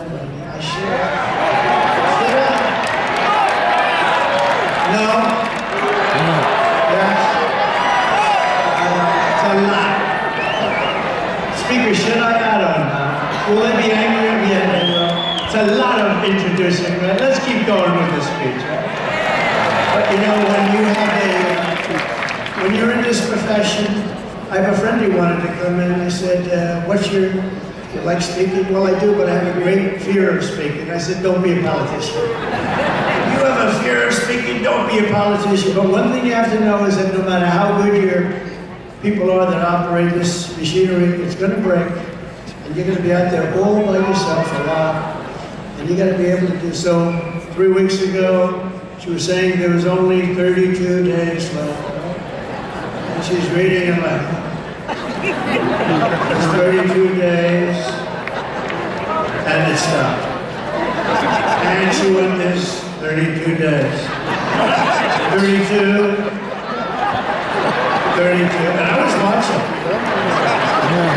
So this is incredible. 32. She was gone, and then, damn it, it kicked back on. She was gone. We've had it. Happens a lot. And don't forget, you got all those people back there. Now they don't talk about it. But if that ever happened, it happens all the time. I was campaigning in Ohio for a Bernie Moreno. He's doing a good job. I think he's maybe going to win Ohio. The problem he's got, his opponent, Brown, Sherrod Brown, he's taking ads in like he's my best friend. He never votes for me. He's not my best friend. Ohio's been very friendly to Trump. We win it all the time by a landslide. But the opponent is taking ads. I got 4. And they're Democrats. I have friends growing up that they switched to the Republican Party. But it happened with Bernie Moreno. I was in Ohio to try and get him over the initial primary hump. And it was 45-mile-an-hour winds, and these suckers were blowing like, you ever try reading a teleprompter where it's moving about 2 feet in each? But I didn't have to worry about that because even worse, they ended up blowing off the stage a lot. So I'm now in the first sentence, and I got 28,000 people and millions of people watching on television. I got no time. And did I do a good job, Mr. Speaker? And he won. And he won, huh? And he won. And so you're up there all along. We don't go 32. Kamala Harris is a train wreck who has destroyed everything in her path to President would be a gamble with the lives of millions and millions of people. She would get us into World War III. We're very close to World War III. If you don't have a smart president, if you don't have a president that gets it, if you don't have a president that is respected by the other side, and they did respect us 4 years ago, they really respected us. Iran was broke, they had no money. Russia wouldn't have played with us at all. Russia would have never gone into Ukraine. Israel, October 7th, would never, ever have happened. All those people would be alive right now. Those people that were killed on that horrible day. But if you don't have a president that gets it, you know what else you wouldn't have had? You wouldn't have had that, the most embarrassing day in the history of our country, in my opinion, Afghanistan, the way they, not that they got out, we were getting out, but we were getting out with dignity and strength. We got out, an embarrassment, the likes of which this country has never suffered. And because of that, Putin looked at us and they probably figured we were a paper tiger, and he went into Ukraine, and the rest is history. It would have never happened with us. And you wouldn't have had any inflation. You know, we had the best economy, we had no inflation. And inflation has destroyed a lot of seniors on fixed income, and a lot of people in this room have been virtually destroyed. Notice, and you have to explain to them what it means. We're tired of fighting. I'm the only president in the last 84 years that didn't start a war. Remember Crooked Hillary?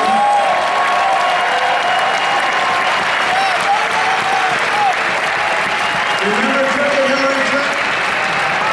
Crooked Hillary, oh, she was a beauty. During one of our many debates, she said, look at him, listen to him. He's going to start a war. Listen to his rhetoric. He's going to start a war. I said, no, no, no. My rhetoric is going to keep us out of wars. That's not happening. 82 years. Other than I finished off ISIS, but that was all already started. We had stupid generals like Milley and Mattis, weak, stupid people. But fear not, we have great generals, just not the ones that you see on television all the time. And we wiped them out very quickly. It was going to take 5 years. Madison said it would take 5 years, and I'm not sure we could do it. It took us like 4 weeks. We have great generals. We have the greatest military in the world. Just a lot of people don't know that. And everybody knows it, but you know, I saw the other day a report that they issued that if we end up in a war with China, we cannot win. We're not strong enough. So I said to myself, assuming that's true, how stupid are you to put out a report like that? Why would you put out a report? They don't say, oh, Trump is not truthful. No, I'm smart. You don't put out reports like that. And it's not true. We would kick their ass.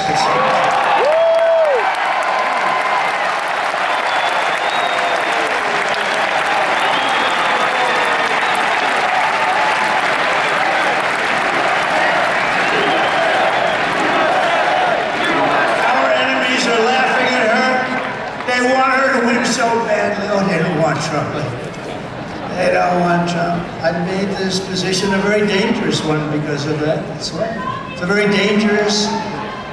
You know, if you drive a race car, you have 1/10 of 1% chance of dying. We love you, Trump. If you ride the bulls, I think the bulls are pretty nasty, right?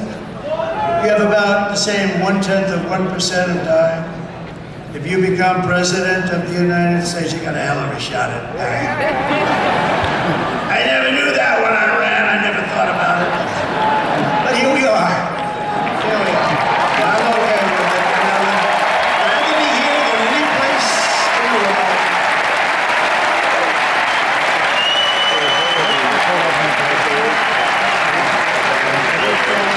It's called a very dangerous profession.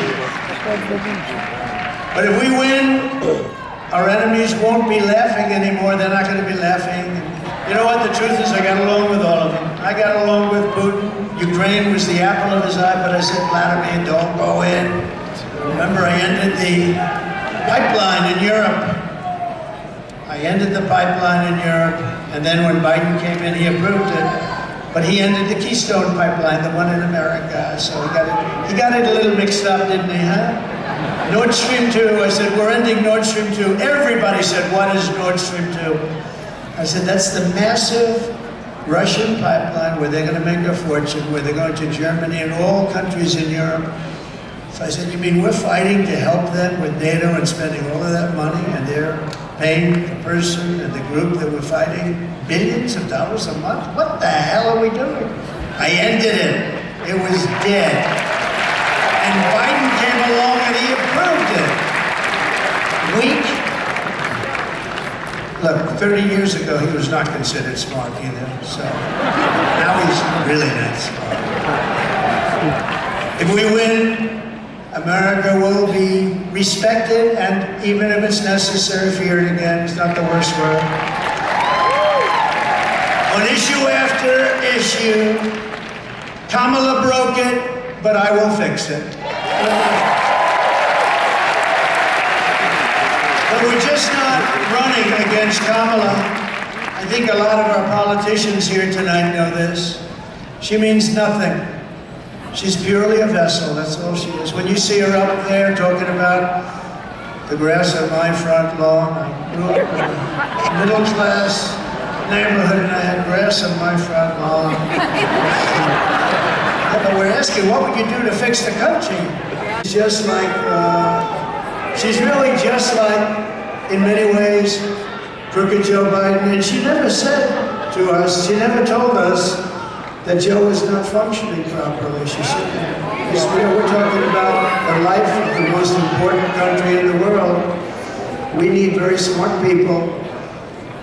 We're running against something far bigger than Joe or Kamala, and far more powerful than them, which is a massive, vicious, crooked, radical left machine that runs today's Democrat Party. They're just vessels. In fact, they're perfect vessels because they'll never give them a hard time. They'll do whatever they want. I know many of them. It's just this amorphous group of people. But they're smart and they're vicious.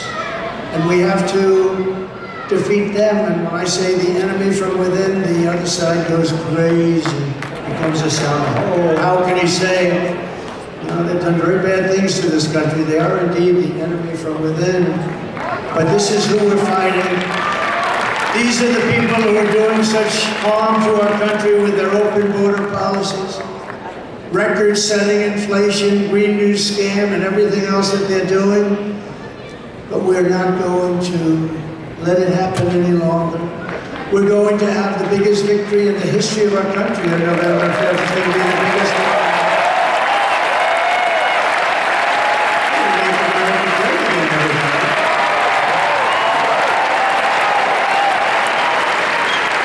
On top of it all, Kamala says she would not do one thing differently from Joe Biden, which is totally disqualifying. And you have to remember this. All of the mistakes he made, and you know what maybe is the worst, but they're all so bad. Think of this. 325,000 children are missing, dead, sex slaves or slaves. They came through the open border and they're gone. Their parents will most likely never see them again, almost any of them. Think of the number, 325,000 children are missing or dead. Take a look at this, please. Would you have done something different? But it's been done for us. We're leading every one of the swing states.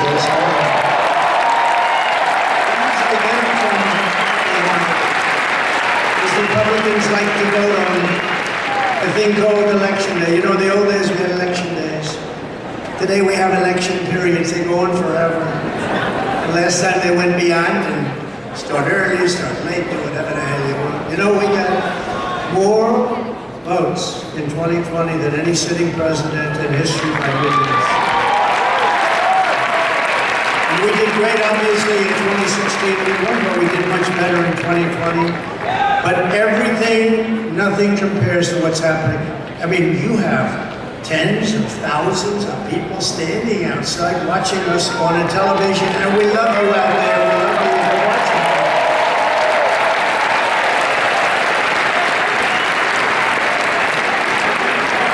But both of those great races, both of them don't compare to what's happening now. In Florida, we took a massive lead.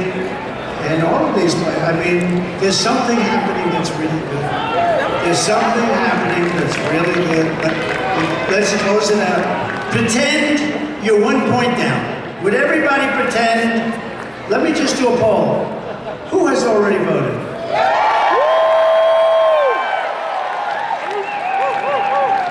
Who is going to vote? That's what I like. That would be better than the other way. If you've already voted, so I'd say 16, 17, maybe 20%, and we're leading. And most of you haven't voted, but you promise you're going to vote. Everybody promise? A lot of people in here. Well, the beauty is that, you know, a Republican likes to vote late, and they like to vote and make sure their vote's in the box, right? They want to vote. They just feel better about it. And so we had a lot of people voting, but really that's the same. I do it in every event. I say, who's voted?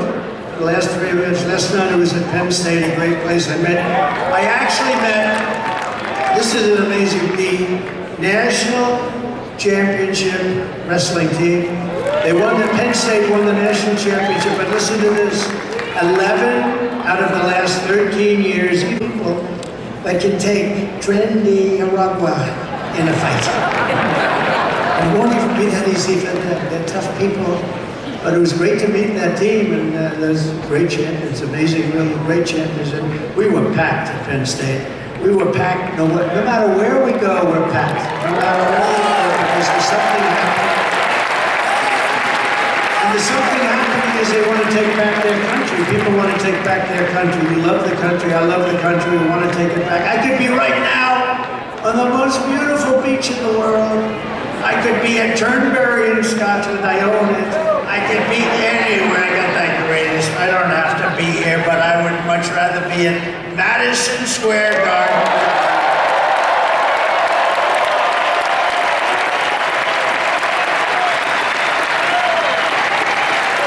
So we're thrilled to be joined today by an incredible group of patriots who are going to help us save our country, including our next Vice President, J.D. Vance.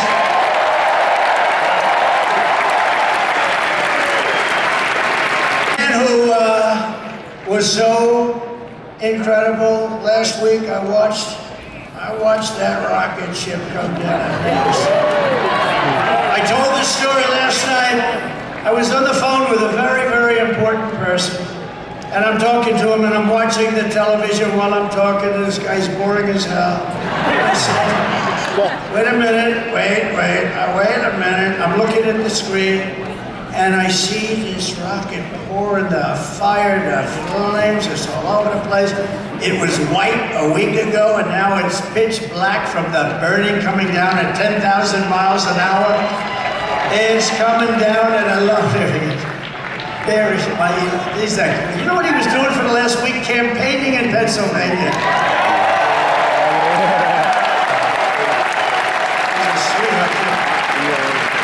So I'm talking to this guy, very important guy, big guy, and I have the television screen on, and this rocket's coming down. I said, you know, it was pure, beautiful white when it left, but it's burned from the fire and the flame, and it is, and now I see it coming down like this. And it's like 20 stories tall or something. It's massive. And it's coming down. I say to the guy, hey, do me a favor, will you hold on? Just hold on. I mean, this is like one of the most important people. I'm watching. Just hold on. I put the phone down. By the way, I never picked it up again. You know what these people are going to say? He's cognitively impaired. Oh, you don't think so? They're the worst. Yeah, they're the worst. So I put it down. And I'm watching this rocket, and I see the engines. I say, oh, it's going to crash. No! Because it was looking right next to the gantry. I guess they call it the gantry, whatever the hell they call it. The launching pad. And it's coming down at a bad angle, Elon. I wasn't happy. And I was a little worried. You might have been worried, too. I said, oh, no, it's not going to be good. And then all of a sudden, I saw the flame on the bottom left, and it was ripping. The flame was pouring out of that sucker and it straightened it out like this. And it came down and it landed and then its two of these big beautiful arms grabbed it and they held it tight. We had 101,000 people celebrating a great firefighter, a great guy, Corey. And Elon got up. And I didn't even know we made a black hat. I've never seen anybody wear it. I see the red hats all over the place, the white hats. I see all different, but I never saw black. But he liked the black. It was just different. Dark MAGA! It's a black hat with black letters, okay? It's called Understated. And I said, do you like that hat? He said, I love that hat. I call it Dark MAGA. After that evening, that became our #1 best-selling hat. All I have to do is put something on them now, you're great. And thank you very much. Thank you very much. But we also have somebody that is great, and look, we're not going to let him go too crazy along with the oil and gas stuff, because Robert F. Kennedy cares more about human beings and health and the environment than anybody.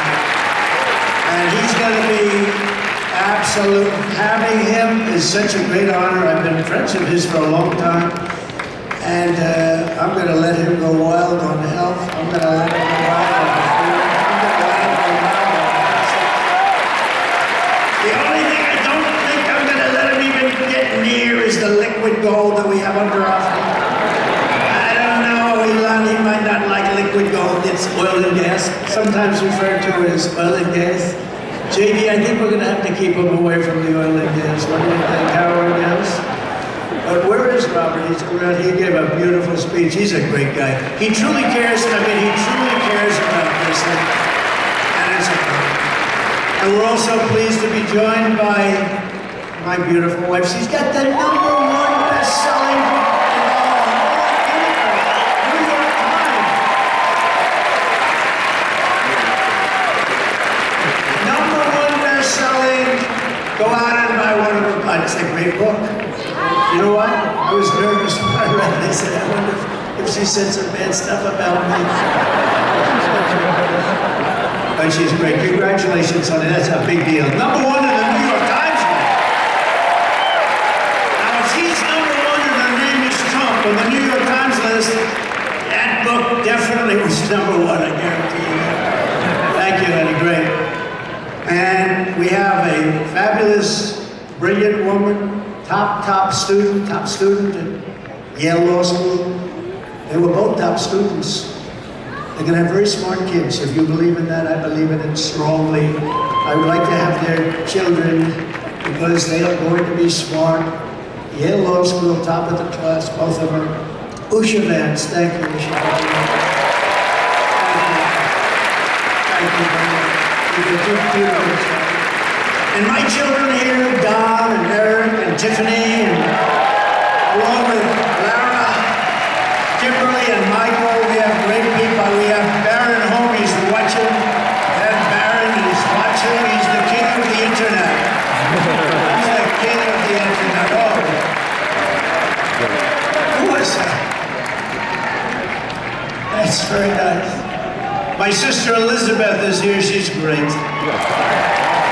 don't know where she is, but she's great. And we love her. And Speaker Mike Johnson is here, and he's doing a great job. It's not easy when you have a majority of 3.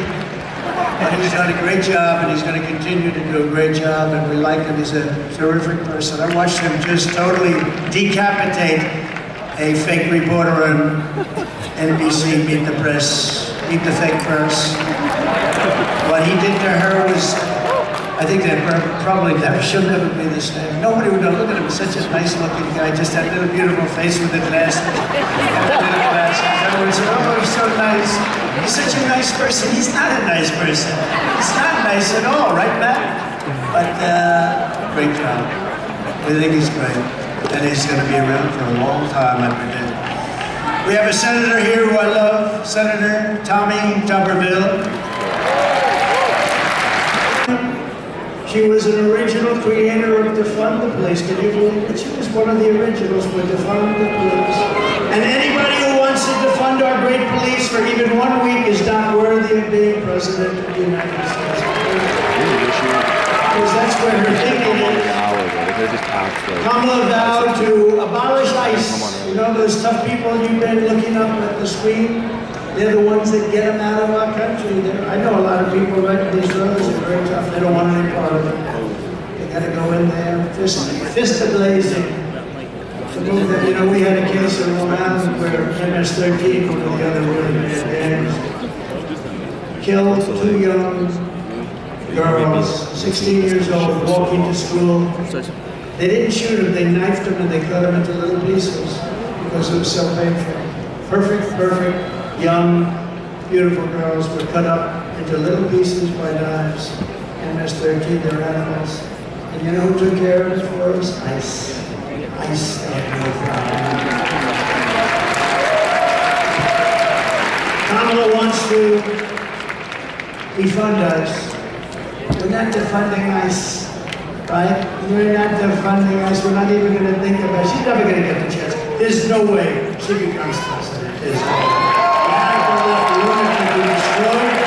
She destroyed San Francisco. She destroyed, along with Gavin Newsom, the governor, one of the worst governors in the country. They destroyed California. And she's not going to get a chance to destroy our country any further. She wants to ban fracking, and as California Attorney General, she redefined child sex trafficking, assault with a deadly weapon, and rape of an unconscious person as a totally non-violent crime. She pledged to confiscate your guns. Is there anybody in the room that would like to give up their guns? I had a feeling you might say that. And endorsed a total ban on handgun ownership. I don't think that's good. When a criminal crawls into your house at night, it would be nice to be able to at least have a chance, wouldn't it? She even called for free sex change operations on illegal aliens in detention at taxpayer expense. At taxpayer, she said, they're caught, they're illegally detained, but if they want a sex change operation, she's all in favor. Now, she gave the stuff up about a year ago because it didn't work, it wasn't working too well with the electorate. But she'll be back to it because that's where she's a radical left person from San Francisco. She destroyed the place. But you know, she lied about that, but she also lied about something very important. For years and years, she said she had a job at McDonald's. And the reason I went there last week, you know that I got a call from Sundar, very smart guy at Google. He said, this is the most amazing thing. We've had just about more hits on this crazy McDonald's story. And I went there just to prove a little point. So you never know how something's going to work out, Mr. VP. But he called and he said, we've had more hits on McDonald's than I think he said anything we've ever had, but let's say it's close. And did anybody watch Joe Rogan recently?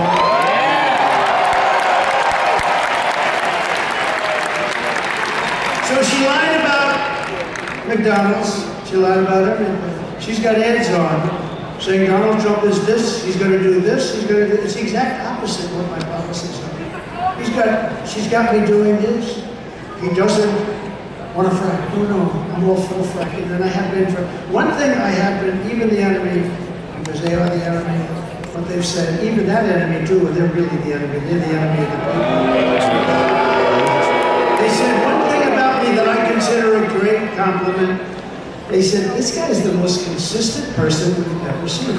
Because I've been against cars and car factories being taken out of Detroit and being taken out of our manufacturing of automobiles, being taken out of our system, out of our country fees. I've been against all of the things that are happening and have happened. We stopped it, and now it's happening again. When you hear 50,000 manufacturing jobs lost in just a short... All this, Kamala tried to turn our military woke. So tonight, whether you are a Republican, Democrat, or Independent, conservative, or liberal, I'm inviting you to join the greatest political movement in the history of our country.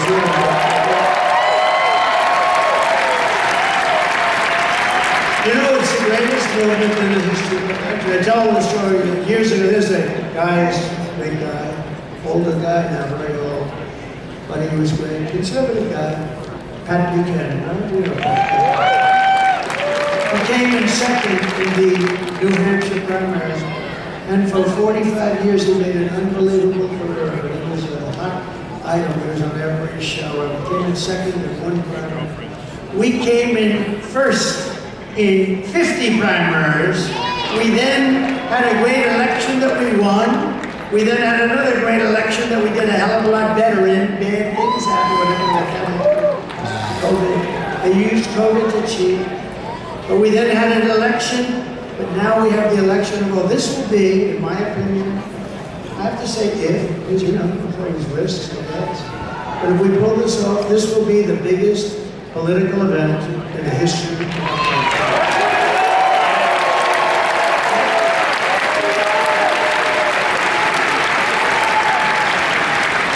And we're building the biggest, broadest, most diverse coalition in American history, including union workers and Border Patrol agents. By the way, the Border Patrol gave me last week their complete and total endorsement. They said he's the greatest president in the history of the country, but we don't have to go that far. And they said there's never been anybody like him on the border. They said to him, the fake news said, has she ever called you? No. They didn't like that answer, by the way. Then they asked her, have you ever called? No, she never called. Almost 4 years, she never called, not once, the Border Patrol. And she was the border czar. She was in charge of the border.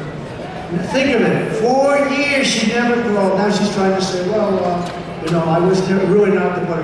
Whether she was the border czar or not, she was put in charge of the border by Sleepy Joe, and then he went to bed. He put him in charge. She did the worst job on the border than anybody has done in the history of the world. There's never been a border like this in the world. And a third world country would fight people with sticks and stones to stop them from pouring into that country. And we let them just come right in. What a shame, what a shame. Police and firefighters also. We have every endorsement from virtually every sheriff's department, police department. I don't think they have one cop. They're looking for just one cop. Is there one?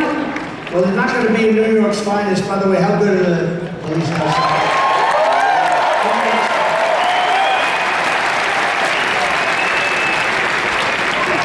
And you know what? I want to thank Mayor Adams, because Mayor Adams has been treated pretty badly. You know, when he said that this whole thing with the migrants coming into New York, this is just not sustainable. You know, we can't do it. We're trying to run a city. We got 100,000 migrants coming. We can't do it. We just can't do it. It's not feasible. It's not good. He said it very nicely. I said, well, he's going to be indicted by these lunatics for something. A year later, he got indicted. I think they upgraded his seat in an airplane. I think this is what you see, they've upgraded my seat a lot too. I used to fly commercial. I don't fly it so much anymore.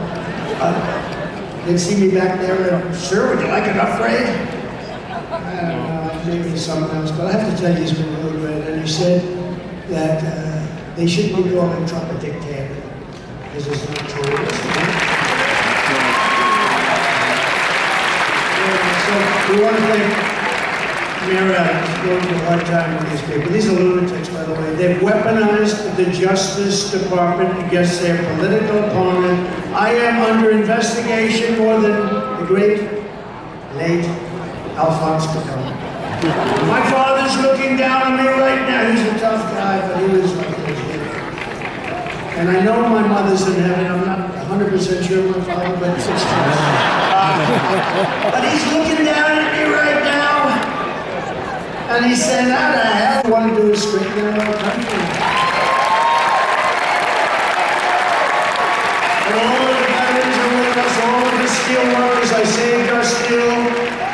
I saved our steel plants, and I don't like Japan buying U.S. Steel. U.S. Steel used to be like Elon Musk, like 70 years ago, the biggest, the best company in the world. You know that, Elon? You wouldn't know, he's too young to know. U.S. Steel was the big baby, that was a big, I don't know. There's something nice about U.S. Steel being the biggest as opposed to Google, you know, like a different kind of. But we sort of need steel in this country, like, we're not going to go to war with me as your president, but if we, when the long shot that we do, we don't want to say, we need steel, can we get it from China? Or can we get it from someplace else? You know, it's always a possibility, but I will tell you, you're not going to have a war with me, and you're not going to have a third world war with me. So we need steel. And I would not approve U.S. steel being bought by Japan. I wouldn't. It's psychologically not good. We'll help them out, but I don't like it. We're seeing historic levels of support among our black population, Hispanic population, and our Asian population. Jews, Muslims, by the way. Did anybody see